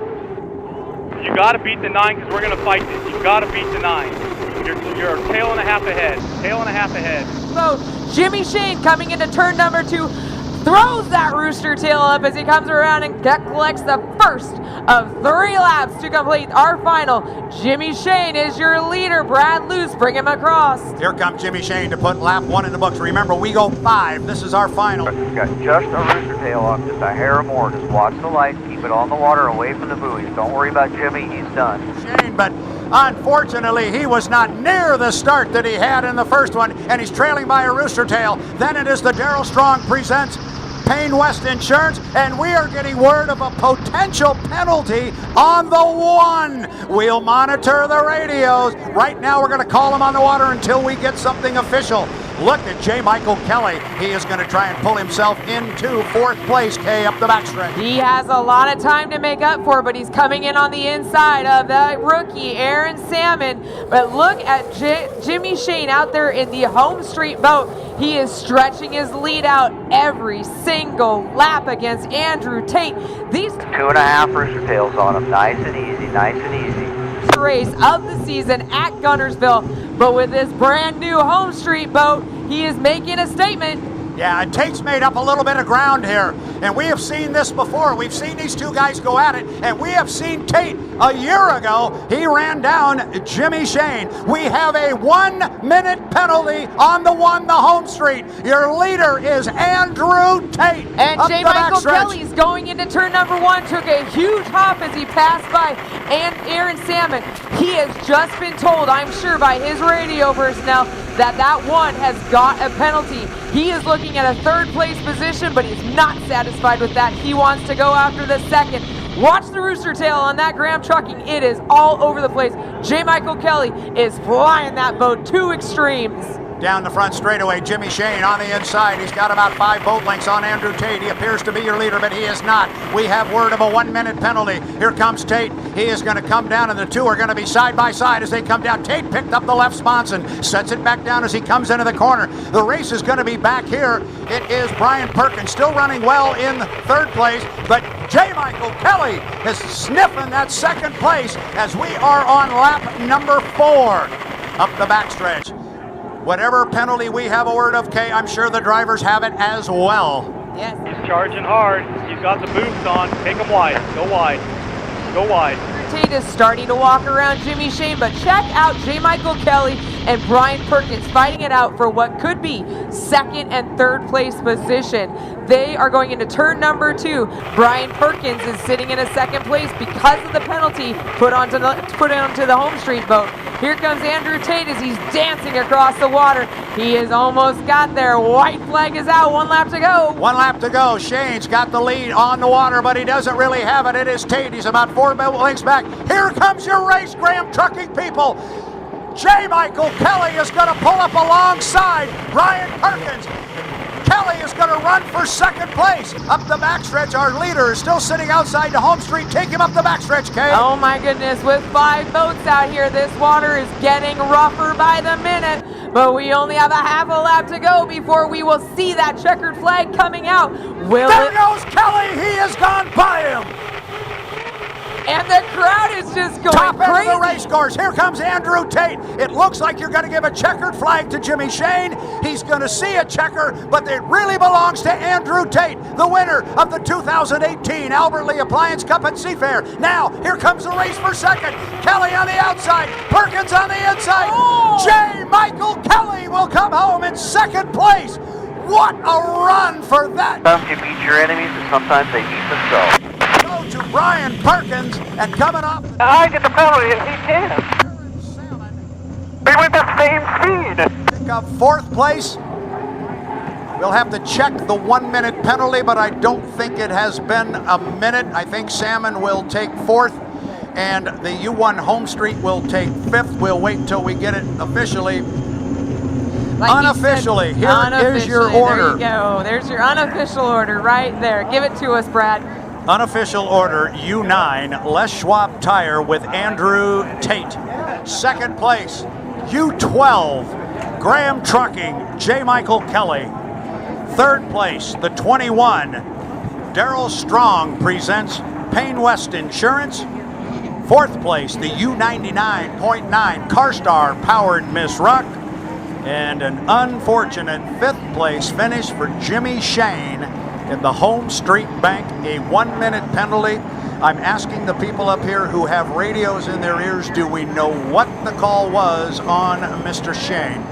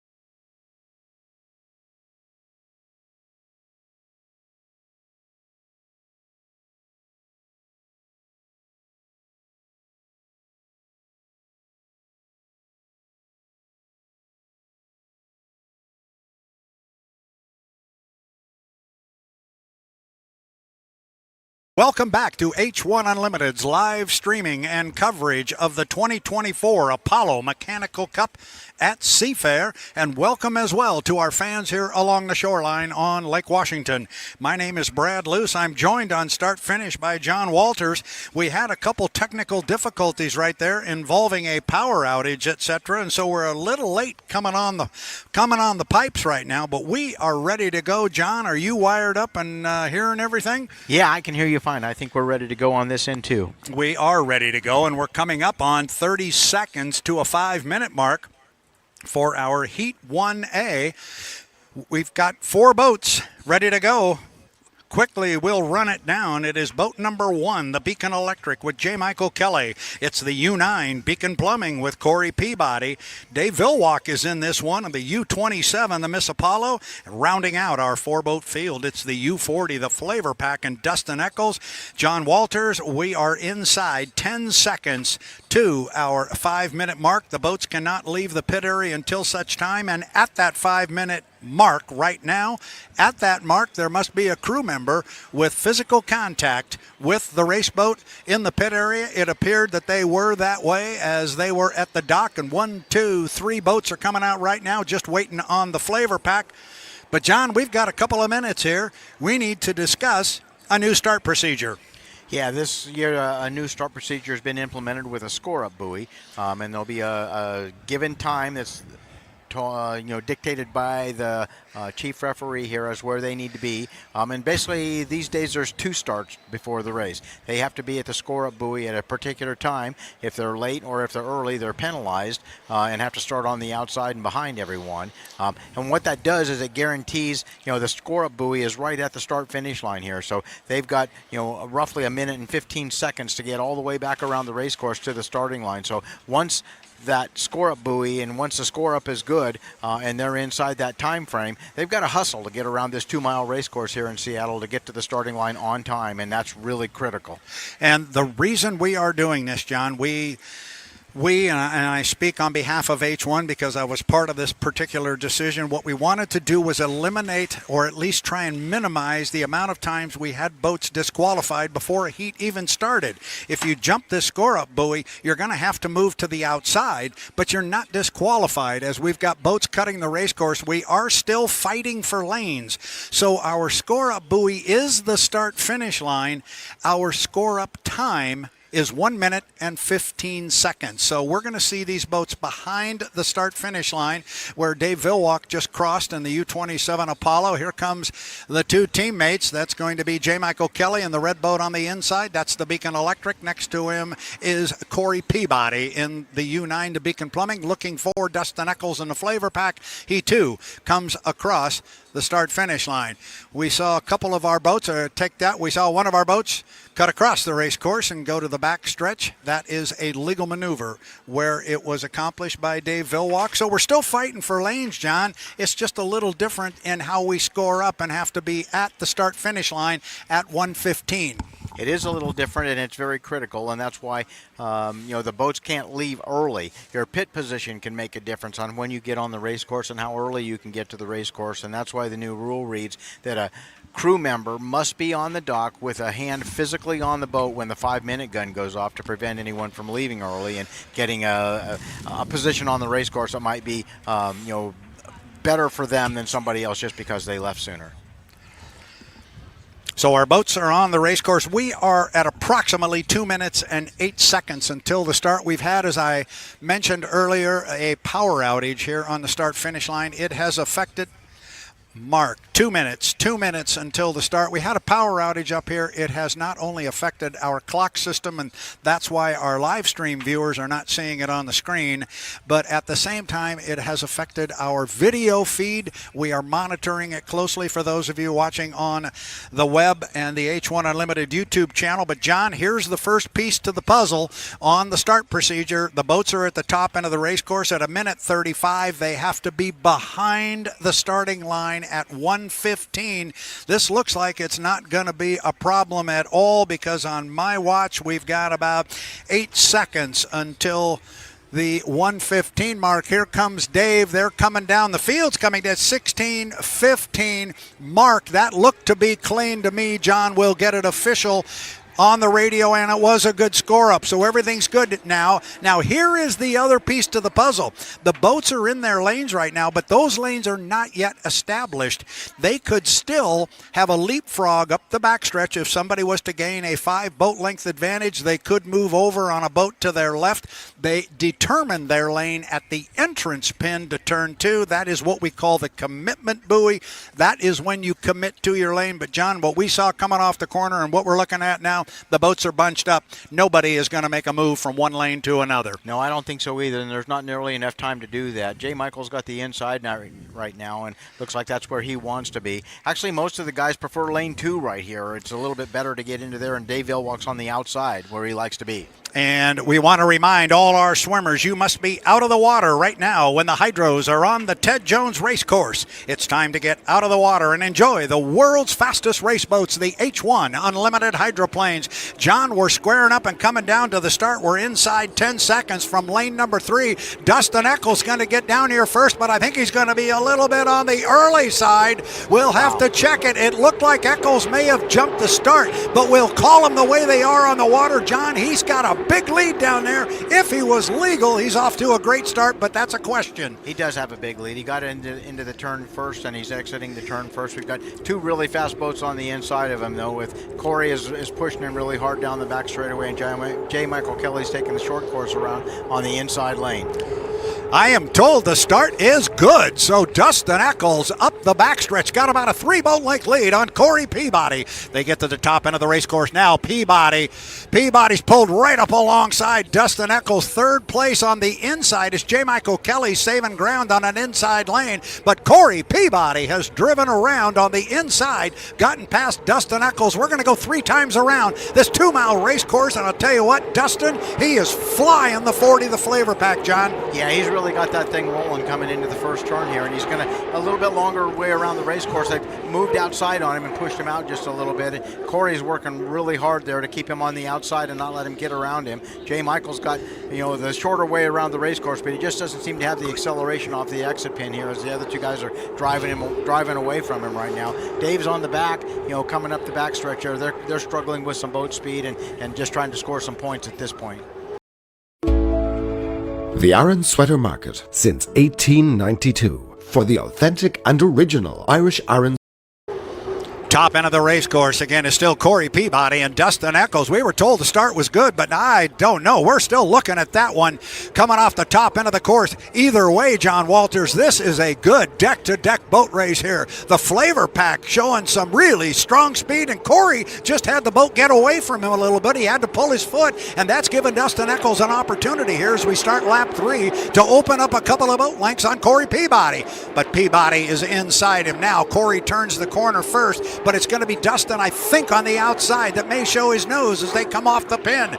They are virtually side by side. Corey Peabody, here comes Eccles, John, look at him. It looks like one boat going down the back straightaway. They're literally that close. Dustin's on the outside there with just his nose starting to stick out there a little bit, but he's got much further way around the race course. They're out in about lane 3 right now. He's coming around, starting to square up the corner a little bit. Corey's running right on the buoy line and pushing him really hard. When they come down the straightaway here, the wind's right in their face. Corey had the boat get up on him a little bit there, and he had to come off the pedals some, and that let Dustin drive out in front of him. But Corey's showing some really good speed here, but Dustin's got big time top end on him. He really does, and you saw Corey Peabody beat him to the line right there. He beat Dustin Eccles to the finish line by about a boat length or 2. Our 3rd place boat is going to be the Beacon Electric on the water with J. Michael Kelly, and coming home in 4th place will be the Miss Apollo with Dave Vilwalk. Corey Peabody showing some very, very solid acceleration off the corners, but you are right, John. There was certainly some top-end speed in that flavor pack. Dustin Eccles has got himself a fast race boat. He absolutely does. And, the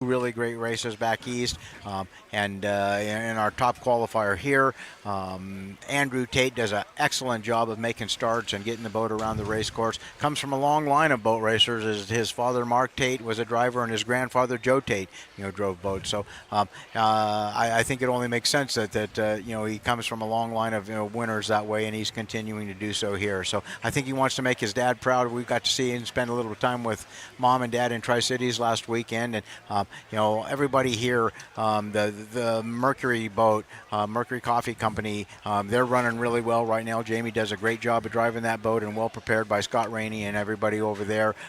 The O'Farrell's, a family-owned and operated, company, and a family-owned and operated race team.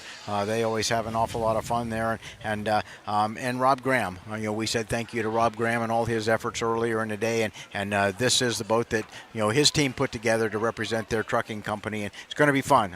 These are all great boats. They're all very similar in shape and design, and prepared really well. Got great guys driving them. I think it's going to get down to who's going to make the best start and who gets the best lane. We are coming up on the 5-minute mark, at which time our 4 H1 Unlimiteds can come away from the dock. Those watching on the H1 Unlimited live stream can see the lids are down on 3 of our boats. Probably on all 4, but our view right now shows 3. From the drone, we are 2 seconds, 1 mark. 5 minutes until the start of Heat 1B. That's your 5-minute mark, and now it is time to go boat racing. Here is who will be racing in our Heat 1B. It's the U11 Miss Mercury's Coffee with Jamie Nielsen. It is red, it is black, trimmed in white, and it is fast. Then there is the predominantly black and red U12 Graham Trucking with young Bobby King behind the wheel. The U35 Gutters by Keith presents Boitano Homes is white, trimmed in green with a checkerboard effect on the deck. It is driven by Gunnar O'Farrell. And the U91, the black, gold, and white Miss Goodman Real Estate, driven by Andrew Tate. The start of Heat 1B is just a few minutes away, and Seafair reminds you that for your own safety and the safety of those around you, everyone must be out of the water when the hydros are on the Ted Jones Racecourse. Now it's time to get out of the water and enjoy the world's fastest race boats. John Walters, I was reading some copy. What did I miss? Well, everybody's kind of bunched up here. We've got boats cutting across the infield here to try and get a little better lane. That's Jamie Nielsen. He cut across. He's right at the start-finish line right now, going to get down into that first turn.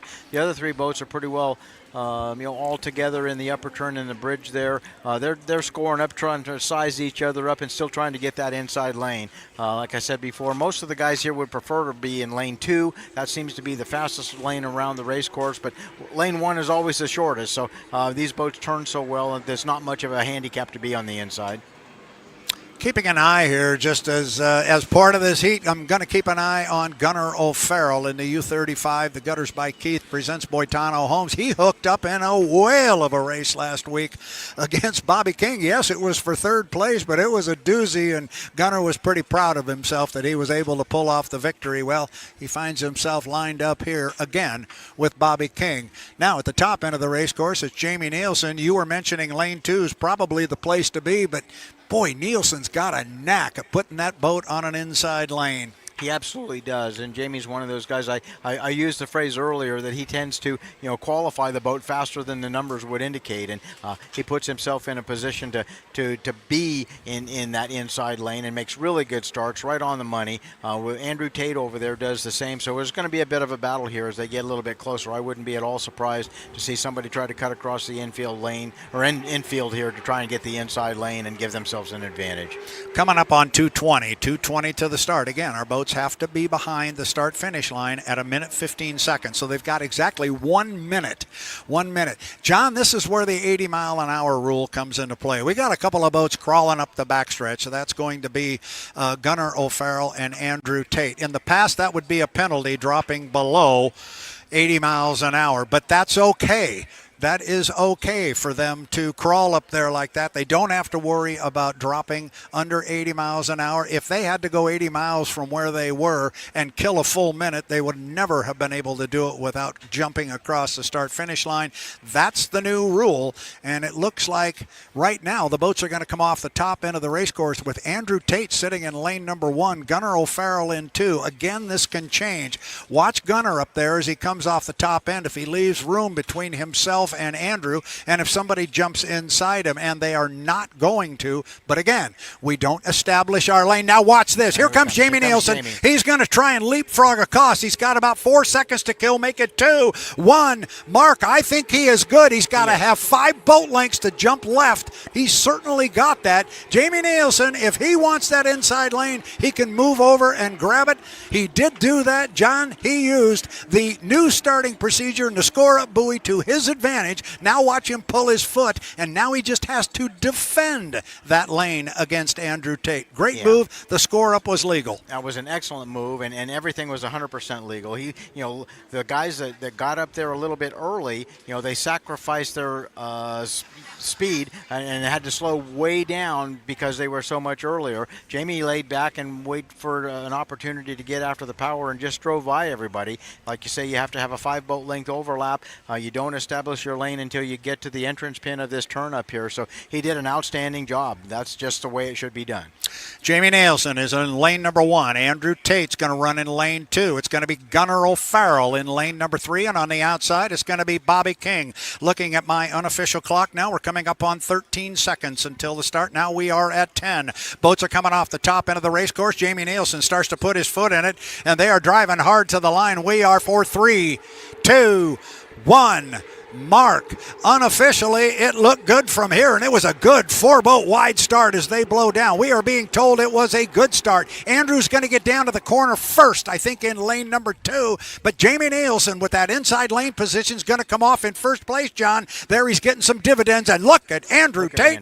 Look at the acceleration off the corner. That's what you were talking about, John. Yeah, they've got a great gear ratio and good propellers in there, so they're just a rocket ship off of the corner there. Now, Jamie's in a bit of a predicament here because if when they get down there, Andrew has to hold his lane, and then that puts Jamie in a position where he's got to run right on the buoy line and not make any mistakes. We had that happen a couple of times last weekend where they took a hop, unhooked that skid fin, got in the water, and ended up upside down. So looks like Andrew's got a pretty good handle on things here right now. He's just running away from the fleet.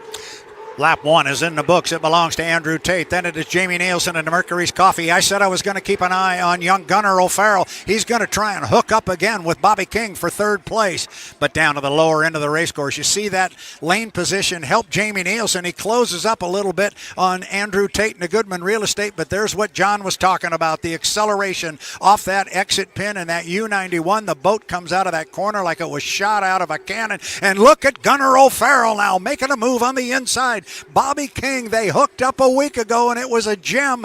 Gunnar's trying to run him down again on the inside. Black Friday, well, shop, wait for now, month-long big deals, yeah, these are steals. 80% less money spent. You can't go wrong, check out this song, flash deals galore, Black Friday scores, your best. Now coming off the top end of the race course, coming down to put 2 in the books with 1 more to go. He'll get a white flag. He is Andrew Tate. He's our national high points leader. He won both races back east, and he's looking strong here at the Apollo Mechanical Cup at Seafair with 2 laps in the book. And here's the race for 3rd, and it's side by side. Gunnar O'Farrell is pulled up alongside Bobby King. Oh, they are dead even, John. It's going to be a drag race to the finish, and you can see what's going on here. Bobby's got the top end on him and drives by him when they get to the entrance pin, but Gunnar's got the shorter way around the course on a little better acceleration. So he comes off with about a 5 boat length lead, but they're just eating that up as they go down the back straightaway. Out in front here, Andrew's driving a good clean race. He's out in front. He's kind of backed off just a little bit, and Jamie's, he's leaving a good lane for Jamie, so he's able to drive through there and be safe. They're going to probably finish just the way they're looking there, and then we'll get them to the tech truck and see what happens, and we'll see what Seth has to say.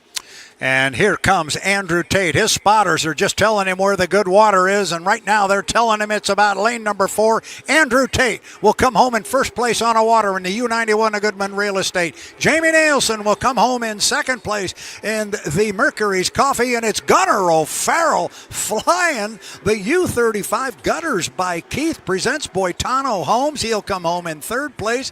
Once again, Johnny knocks off his good buddy Bobby King, and Bobby King in the U12, the Graham Trucking, will come home in fourth. I said, John, when I get one right, I got to bring it up, okay? It doesn't happen very often. I said keep an eye on Gunnar and Bobby. He got him again. Gunnar did a great job there, and I mentioned earlier that every time Gunnar gets in the boat, he gets a little more confident, a little more secure in that thing, does a little better job. He's not doing anything silly. He's not taking any more risk than he absolutely needs to, but he's really working the boat hard. He's flying the thing down the straightaways and doing a great job. The crew's got it set up good with a great gear combination and propeller, and it's only going to get better for them as the day goes on, I believe. Yeah, and John, we just got it in our ears, and I know you haven't been working with us before, but one of the new things we're getting this year from our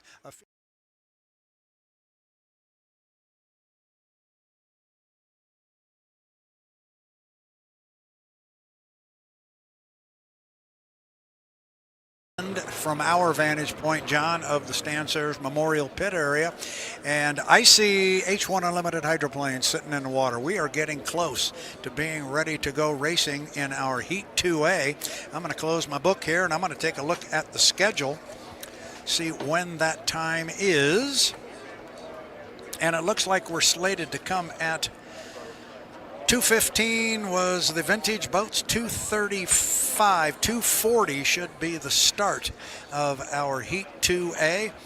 John, this will give us an opportunity to maybe take a quick look, our first look at the draw for Heat 2A. For our fans here along the shoreline, this is the 2024 Apollo Mechanical Cup at Seafair.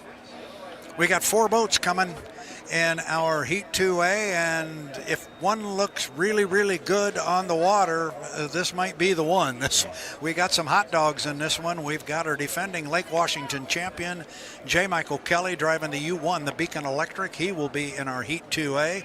He's going to be joined by Jamie Nielsen in the U11, Miss Mercury's Coffee. He will be in our Heat 2A. Then it's going to be Gutters by Keith presents Boitano Homes, the U35, and Dustin Eccles in the U40, the Flavor Pack. He will come in Heat 2A. And then Heat 2B sounds like a lot of fun. It's going to have Corey Peabody. He was a winner out here in our initial round of heats. Corey Peabody driving the Beacon Plumbing, the U9. He's going to square off against Andrew Tate, the winner of the other preliminary heat earlier today, the U91 Miss Goodman Real Estate. And if that wasn't enough, mix Dave Vilwalk into the mix. He will be in the U27 Miss Apollo, and then it's Bobby King in the U12, the Graham Trucking. So first up is Heat 2A. It'll be Kelly. It'll be Nielsen. It'll be O'Farrell and Dustin Eccles. I'm going to keep a close eye on Dustin Eccles in this one. Showed me a lot of speed in that first heat. He just jumped the clock a little bit. He squares that up. He's going to be a boat they're going to have to deal with. I think he will, and I think they'll make a little better start this time around. They need to score some points here with a 4th place in that first one. It only gives them 169 towards the championship heat there. I expect the same from Jamie Nielsen. He's going to make an outstanding start. I think that he'll probably want the inside lane again. Of course, Gunnar proved in the last time around that in the O'Farrell boat there that the Boyton Holmes, that he can make a good start and he can run with the Chargers as well. So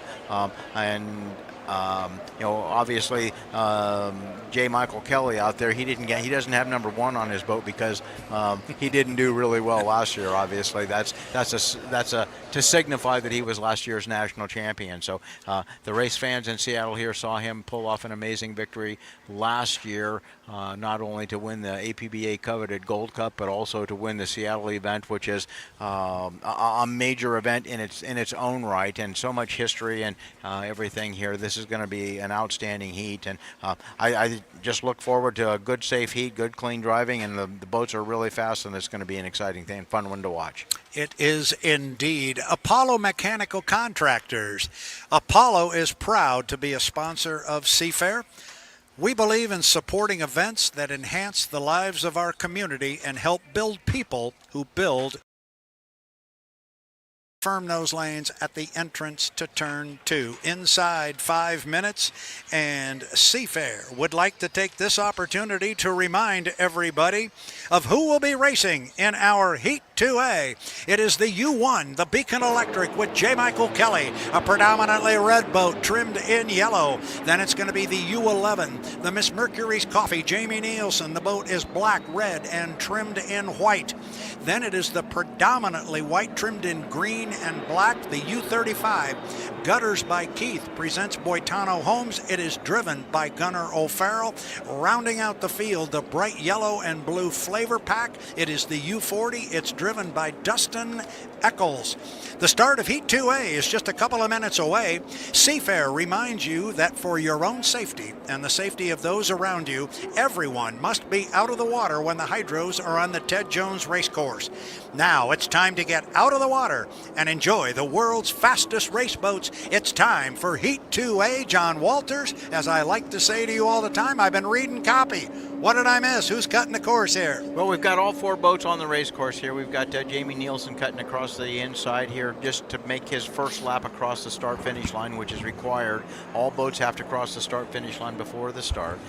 He's backpedaled a little bit now, and he's trying to establish that inside lane, which we know is where he likes to run. Jay Michael's just exiting the turn up here. He's coming down probably in lane 2 or 3 right now. We've got the Bucket List in lane 3. And everybody's just barely on a plane right now, just kind of using up the clock, kind of sizing up the water and where they want to be. Gunnar O'Farrell's bringing everybody up on the outside here, and I think that this start procedure is really exciting. The lane choice here is really critical, and the race, even though they're not going at full speed right now, the race is on as we speak. And for those that have been watching boat racing for many years, especially over the last 5, 6, 7 years, you're thinking, wait, these guys are going below 80 miles an hour. I think we talked about it earlier, John. We buried the 80 mile an hour rule in about 20 feet of water just out in front of us. 80 mile an hour rule is no longer in play. So Jamie Nielsen, who is crawling up the backstretch very slowly, there you see him there, those watching on the H1 Unlimited live stream, probably below 80 miles an hour, plowing a lot of water. Perfectly legal at this point. 2:30 until the start. And remember, they have to be behind the start-finish line buoy at 1 minute and 15 seconds. John, those guys are crawling up there. They are. But that's okay. Yeah, it's okay. Jamie, made his move here to get the inside lane, which we kind of thought he'd want to do in the first place. And in doing that, he's paying the price. The price is that he had to get up there a little bit early to beat everybody up there. So now he's having to backpedal, stay behind. You don't want to be anywhere close to the score-up buoy here before he ends up, going over, which could be a big penalty for him. So he's going to run just as slow as he can and try and stay on a plane, keep it clean so that he can see. The bad thing he's doing is making some rough water down there that they're all going to find when they get around there in the first turn or the second turn of the first lap. So he's hugging the buoy. He's going fairly slow, trying to stay in control of the situation. Actually, Gunnar O'Farrell's probably in the best position right now. He's on the outside, got good clean water, got plenty of time left on the clock, and so everybody's going to be in pretty good shape. And I'm just wondering if Jamie Nielsen coming down here slow, he might be the victim of exactly what he caused on the team the other time in the other heat when he was able to leapfrog everybody. We are 3 seconds, 2 seconds, 1 mark from here. It would appear a very clean score up, and Jamie Nielsen so far has held on to that inside lane. This is not the start. That was just the score up. So now the boats are down there defending their lane. Jamie Nielsen is in lane 1, got J. Michael Kelly just outside of him, and what he doesn't want to do, John, is let Mike run out in front of him, get a 5 boat length overlap and move over. I don't think that's what we're going to see. I think Jamie Nielsen in the Mercury's Coffee is going to hang right there in lane number 1. Off to his right in lane number 2 is going to be J. Michael Kelly in the Beacon Electric. Then it is going to be Dustin Eccles in a good lane here. Lane number 3 in the U40, the flavor packet on the outside, going to be Gunnar O'Farrell, and the Gutters by Keith presents Boitano Homes. Top of the race course with 25 seconds until the start. This time, fans, when they come across start-finish line, we will be racing. It is Heat 2A of the 2024 Apollo Mechanical Cup at Seafair. It's going to be a good-looking start. We are up on 10 seconds now. Don't want to cross that line too early. We are coming up on 5, 4, 3, 2, 1. Mark, gonna be close. My countdown is unofficial, John, but it's close. It's really close. It looked like Gunner was a little bit over right there, but we'll let them make the call when we get the picture. Now everybody else on the inside's holding a nice clean line. I think that JMK's right where he wants to be in lane number 2, and Jamie Nielsen's leading everybody coming off the exit pin. Yeah, but is that Dustin Eccles on the outside? I believe it is. There he here is. He comes. He's got a lot of top end. Holy cow, you could see that boat on the outside. Kelly was running back in second place. We said Dustin had a lot of speed. Holy cow, is he showing it right now? Top end of the race course, Dustin Eccles. He's running in lane 3. As the boats come off the corner, you're going to see J. Michael Kelly in there somewhere. There he is between boats. But it is Dustin Eccles and Jamie Nielsen coming down here virtually side by side. Our start is under review, and Eccles has now opened up about 4, maybe 5 boat lengths on Jamie Nielsen in lane 1. Between boats, it's J. Michael Kelly, but he's back a couple of boat lengths.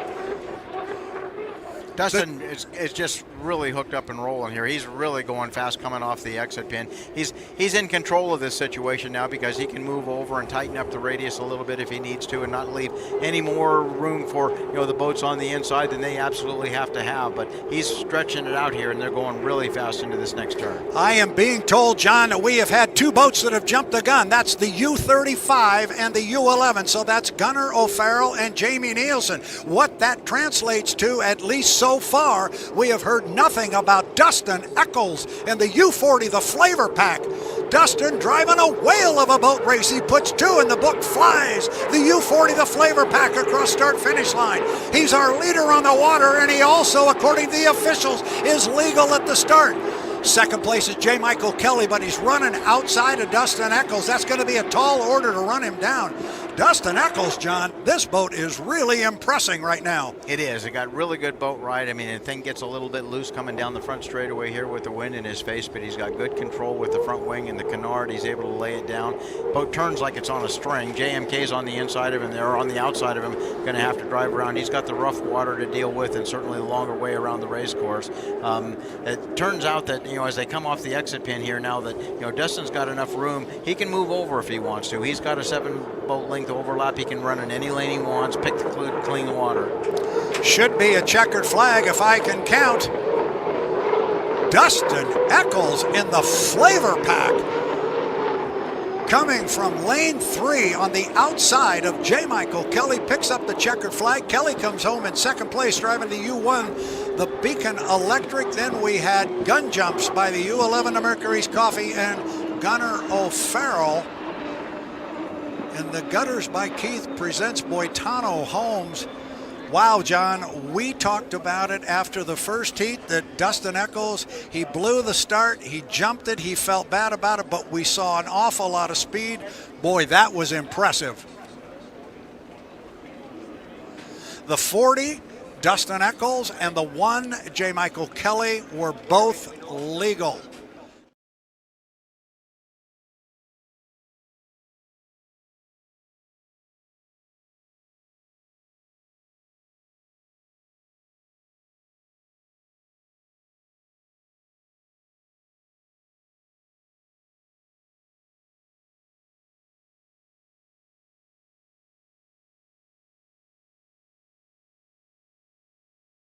There, going to be joined by Bobby King driving the U12, the Miss Graham Trucking. Dave Vilwalk will drive the U27, the Miss Apollo, and the U91, the Miss Goodman Real Estate, and Andrew Tate will round out our 4-boat field. John, we just found out our first and second place finishers in the previous heat have cleared the tech truck, so they are good. 5 minutes, there was the 5-minute mark right there. And that is the 5-minute mark, which means it is time to go racing. And once again, here's who will be coming out and is coming out on the water for our heat 2B.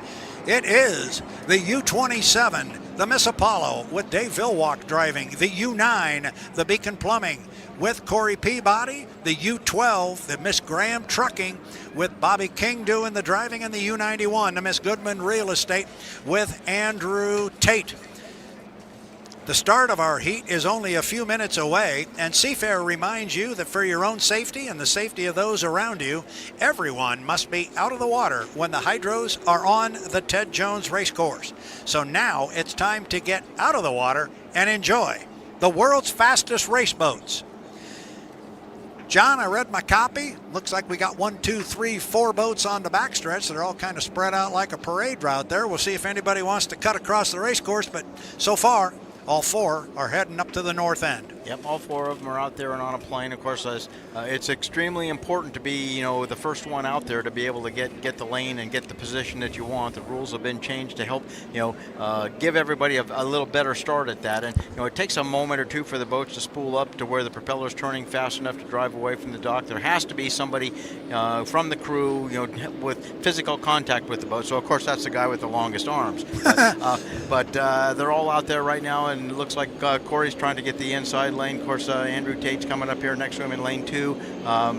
Dave Villwock's no stranger to this race course. He's got a nice lane, and he likes to run in lane 2 or 3 right there.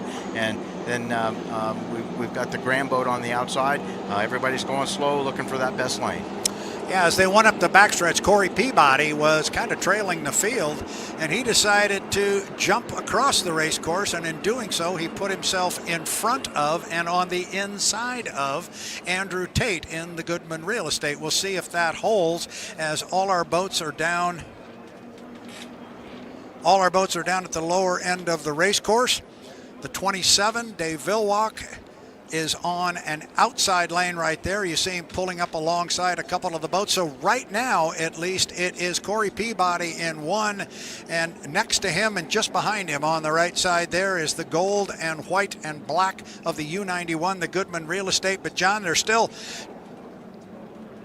they're coming up on 2 minutes and 20 seconds. We are being told, John, exactly what we were talking about. Quite candidly, I looked at the monitor and I kind of wondered about it. The U27, Dave Villwock Miss Apollo, did not have a crew member with contact with the boat at the 5-minute mark. As such, they are being told to start on the outside. Not disqualified, but they must start on the outside. Coming up on 150 until the start. And we see what's happening here, John. Bobby King has decided, I can't go that slow and stay behind the line at 115, so he put his foot in it. Watch him cut the race course now. That's a legal maneuver. He's going to run over to the other side, going to be behind everybody. But he will still be able to run at least in lane 3 if he can catch up to the field, which he'll do. But John, we still got 15 seconds to clear before a legal score up. Yeah, there's still 15 seconds. He's going to, try to get down there and run up on the outside here from everybody and pick a good clean lane. If he can get enough time to do that, he can get out in front, get his overlap, and pick the lane that he wants. Here comes the rest of the field across the line at about a minute 11. So clearly a clean score up.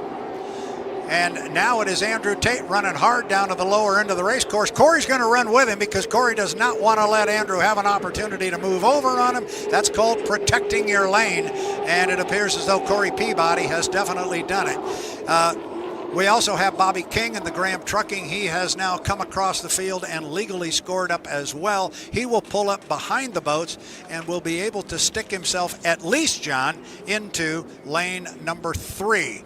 If he wants to try and do a little leapfrog here on Andrew Tate, maybe he could move over. In fact, watch this, John, because he's coming up there with some speed, but I believe he's pulled his foot. He will run in lane number 3.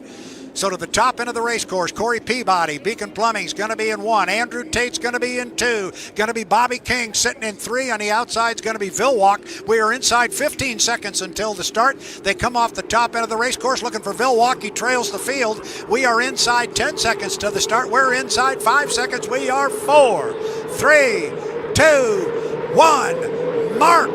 It's going to be really close. My countdown is not official.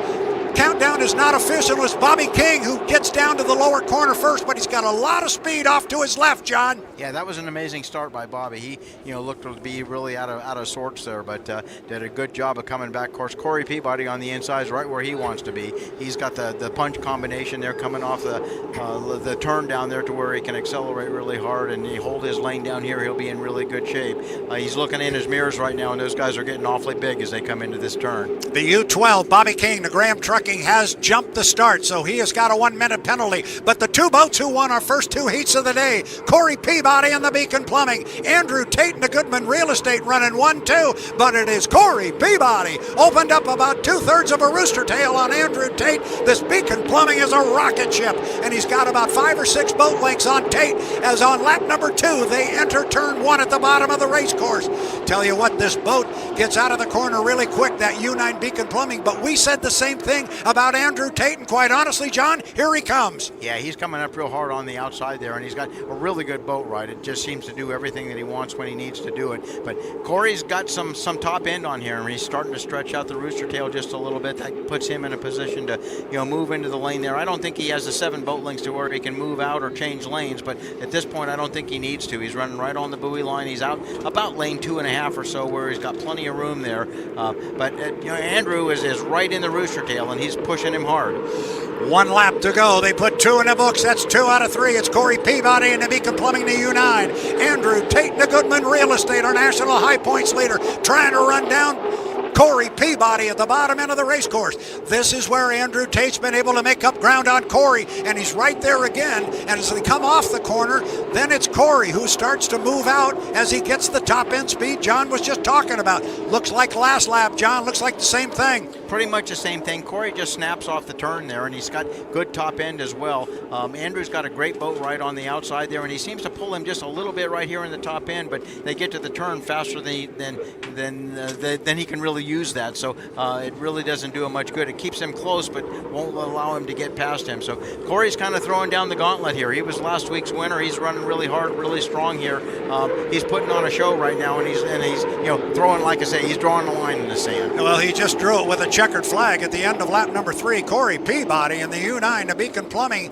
He led it almost from wire to wire. He got the jump on the start taken on him by the U12 and Bobby King, but Bobby King was ruled to have jumped the start. Corey got the jump on Andrew Tate, and that was the end of that. Tate was unable.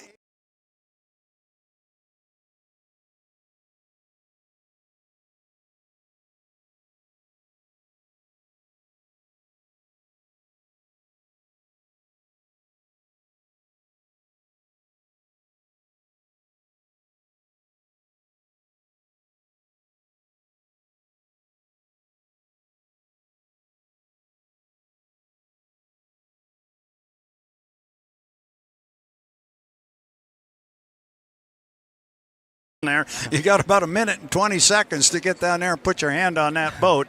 It is the final heat of the 2024 Apollo Mechanical Cup at Seafair. I'm Brad Luce, along with John Walters. We've got Erica Allreed positioned down in the pit area. She'll be grabbing our winning driver as soon as they get off the dock. There's only one thing left to do, and that is run 5 laps around the Ted Jones race course. Water conditions, John, they appear absolutely perfect. They are. They're very flat and very nice. I think a little bit of lumps and bumps up here by the bridge and the bulk of where the log boom is there. Those boats been moving around up and down all day long and setting up a few rollers down there. So it's typical Seattle, Washington, Lake Washington race course. It's always going to be a little bit smooth in the beginning, but it's going to roughen up in a hurry. It will indeed. Not much left to do as we approach 30 seconds. 30 seconds to the 5-minute mark. It all comes down to this. 5 laps on the Ted Jones race course. 20 seconds. 15 seconds. This is until the 5-minute mark. Inside 10. 4, 3, 2, 1, mark. 5 minutes. And look at that. 1, 2, 3, 4, 5, 6 boats away from the dock. That's really impressive to see the camera work that's being done here, and those drones are just awesome. Nice job, guys. Very, very good. That's the 5-minute mark, and now it's time to go boat racing. Here's who will be racing once again in the Apollo Mechanical Cup at Seafair in the final heat. The U1, the Beacon Electric with J. Michael Kelly. It is bright red. It is trimmed in yellow. Teammate Corey Peabody drives the Beacon Plumbing U9. It is predominantly white, trimmed in blue. Then there's the U11, the Miss Mercury's Coffee and Jamie Nielsen. That boat is black and red, trimmed in white. Then there's the red, white, and blue U27, Miss Apollo, driven by Dave Vilwalk. Dustin Eccles drives the bright blue and yellow flavor pack. That's the U40. Our front row is rounded out by the U91, the Goodman Real Estate. It is black and gold, trimmed in white. Andrew Tate handles the driving chores. Our trailer boat, the U35, Gutters by Keith, presents Boitano Homes and Gunnar O'Farrell. Boy, they must be moving, John. I looked up after all over the race course at all different speeds, and we've already had boats cut across the course. You can see Andrew Tate and JMK up there, and everybody's looking for that inside lane and any advantage they can use to get there. Where's Corey? We got all three of them down there at the bottom end of the race course. We got Corey, Mike, and Andrew. Well, that's an interesting triumvirate down there. We'll keep an eye on them. Corey right now sitting in one. Here's Dave coming across start-finish line in the 27, the Apollo. Remember, the 80-mile-an-hour rule is not in play. Here comes Dustin Eccles off the top of the race course here with 3 minutes and 15 seconds. Those boats up the backstretch, if they're planning on holding that line and that speed all the way to the score up, they've got 2 minutes to kill, John. They do. There's a lot of time left on the clock. And remember earlier today in the testing, Jamie Nielsen was up in the turn up there. He stopped the boat at one point in time and made a couple of timing runs from there to the start line. So it'll be interesting to see if he's got some special trick up his sleeve. And he is way up there at the top end. He is at the entrance pin to the upper corner. As J. Michael Kelly says, all right, I've had enough of this trolling little game. And he's, I think, going to leapfrog the field up the backstretch there. Lots of games being played here yet as Jamie Nielsen is sitting at the top end of the race course, barely moving up there. Here comes J. Michael right alongside him. Yep, they have jumped in lanes 1 and 2. Now here comes Corey, and here comes Andrew Tate behind those two boats at the top end of the race course. Clearly the strategy, John, is they're going to stay up there, and they're going to come just slowly down behind the score up at 1:15, which is 1 minute from now. Anybody starting to move up there? Andrew Tate is a little bit. What did Tate just do? He went in and jumped into lane number 3. So he's in lane 3. Now where's Corey going to go? Corey is the 4th boat up there at the top end. Now here comes some speed up the backstretch. Yeah, and you can look at the overhead view here. You can see lots of rollers and lots of swells that are going to be laying right there in another 2 minutes when they go right through that stuff at 185 miles an hour. Not quite what I expected on the score up here. I didn't. Oh, and look at this maneuver out here at the top of the race course. Who is going way out there? That is Super Dave Vilwalk. Yes, Super Dave Vilwalk, and he's got somebody coming way out there with him. That is Gunnar O'Farrell, but Gunnar's going to be the trailer boat, so he's just staying behind everybody. 10 seconds until the score up. Here comes Dave with a whole bunch of speed. Is he going to try and leap across somebody? Still got 5 seconds to kill. This could be a little bit close. Look at Mike. Look at Kelly coming in. I think it's a clean score up. Kelly's coming down with a lot of speed. He's on lane number 2. Corey is in 3. Where is Andrew Tate? It's Jamie in 1, and I think JMK is in 2. Is that Corey that is in 3? Corey's out here on the outside. And right now, Andrew Tate is losing power down at the bottom end of the race course. Tate is down 2/3 of the way through the corner. He's still got time to get it up on speed, but he is not going to be on an inside lane. We still got 2 boats coming off the bottom end of the race course. One of those is Dustin Eccles in the flavor pack. So with 35 seconds to go before the start, it is Jamie Nielsen in the Mercury's Coffee. He is on an inside lane. Now, Andrew Tate has finally spooled up the U91. He is coming off the corner. Keep an eye on him. He's going to be flying, and he's going to come hard and charging on the outside. Lane number 2 is going to go to J. Michael Kelly. Lane number 3 is going to go to Corey Peabody. They are 1, 2, 3 off the buoy row. Vilwalk is going to be in 4. We are inside 10 seconds. Coming up on 5. Here comes the start. We are 4 seconds. 3. The new Bearskin Hoodie 4.0 claims to be the most advanced, waterproof tactical hoodie ever made. 2, 1. Mark. The start will appear to be clean from here. We'll wait until we get it from the officials. And way back is Andrew Tate in the U91, the Goodman Real Estate. I think Kelly's going to get down there first. We'll see who makes the corner first. It is J. Michael Kelly. He comes off the corner with the lead. He's got teammate Corey Peabody on his outside, and to the left on the inside, and back in third place is Jamie Nielsen. John Walters, it is J. Michael Kelly. It is. J. Michael's got an inside lane, and he's just rolling up the back straight. Remember all those rollers and rough water that's down there. If he can use that to his advantage, he'll try to move some of those guys out into that water to where they can't come around him. But the boat's accelerating really well. It's got nice and flat through the turn there, and he's coming down just charging for the start-finish line. John Walters, you said whoever controls this lower corner on lap 1 could decide the winner of this race. Right now it is J. Michael Kelly with 1 in the book and 4 to go, but it's his teammate Corey Peabody who's not going to let him go. Then it's back to third place and Jamie Nielsen. Dave Vilwalk is in 4th, Dustin Eccles in 5th, and then it is back to Andrew Tate and the U91, the Goodman Real Estate. Off the corner on lap number 2 and up the backstretch, J. Michael Kelly. John, he's opening up water on Corey Peabody. He is. Corey's back there where the rooster tail's very thin now. He was 4 or 5 boat lengths that they've picked up on him coming down this straightaway. JMK's got a great line out there. He's just rolling hard and trying to pick the best clean water he can. He's got overlap. He can go any lane he wants now. He can run and push around the race course, push the guys around the race course as much as he needs to. Coming off the top end of the race course, they will come down and put 2 in the books. J. Michael Kelly driving the U1, the Beacon Electric. He is the defending Lake Washington champion. He would love nothing more than to pick up a victory here. Corey Peabody, though, just does not want to let him go. But quite honestly, he's given ground to J. Michael Kelly, his teammate. Then it's way back to Jamie Nielsen in the Mercury's Coffee. Dave Vilwalk driving a heck of a race here, John Walters. He's got his sights set on getting on that podium in 3rd. Yeah, everybody's running really fast right now, and they got good combinations. The water's going to get roughen up a lot more here as they get through these turns, and that could change the order a little bit. But the 2 Beacon boats seem to be in control of the situation right now. They are way out in front right now. It is a race out front between the Beacon Electric, the leader, and J. Michael Kelly, and the second place boat. It is Corey Peabody and the Beacon Plumbing. Bill Cahill's got to be a happy man right now as his boats are running 1-2, the 2 boats he is sponsoring. Daryl and Vanessa Strong Racing boats running 1-2. J. Michael Kelly puts lap number 3 in the books. He is on lap 4 with 2 to go. Corey starts to cut in just a little bit, John. Yeah. Did Corey make up some ground there? He absolutely did. Corey's running a little bit tighter lane and trying to pinch himself as close as he can get to that rooster tail without getting pushed outside there. Here he comes. He's coming on the outside. This is Corey Peabody's charge. This is the race for first place, and it is Corey Peabody on the outside of J. Michael Kelly. They are almost dead even up the backstretch. Kelly and Peabody, teammates, friends since they were kids, are deck to deck at the top end of the race course.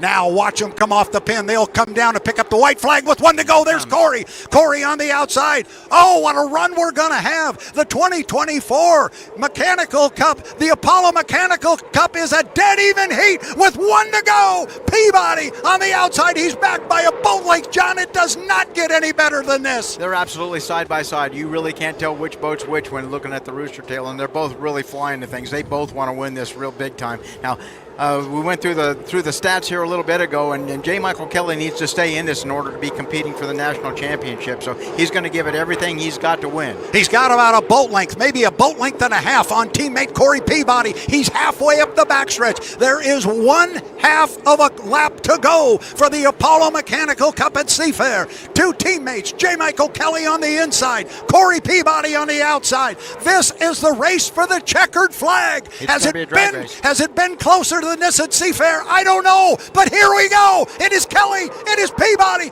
J. Michael Kelly in the Beacon Electric is going to claim on the water the 2024 Apollo Mechanical Cup at Seafair. Wow, what a final lap. Now, coming off the top end of the course, Dave Vilwalk has been pushing hard, trying to run down Jamie Nielsen in the Mercury's Coffee. He's been unable to do it, and John Walters, Jamie Nielsen in the Miss Mercury's Coffee is going to come home in 3rd place. Dave Vilwalk will come home in 4th, and a disappointing finish for Andrew Tate in the U91, the Goodman Real Estate. The boat lost power at the bottom end of the race course before the run to the start line. He was never a factor. 5th place across the start-finish line. Make that 6th place across the line as Dustin Eccles and the Flavor Pack and Gunnar O'Farrell will come home in 7th place on the water. One thing you're going to see, John, they talked about it at the drivers' meeting. Our chief referee asked that all drivers go all the way up to the top end of the race course and make a complete full lap before they come back to the pit area. So you're going to get one more chance to take a look at the boats and give it up for them. But J. Michael Kelly, what a run for J. Michael Kelly. The officials upstairs will take a look at the racing on the water. Not sure what they'll look at, but they'll look at everything, John. But right now, we hope it stays the way just because we want it to be like it was on the water. But J. Michael Kelly drove a whale of a boat race. He certainly did, and we talked about it earlier that J. Michael's one of those drivers that just has the ability when you least expect it. He just comes out of nowhere, and all weekend long, every time they went in the water, it was a little better, a little faster.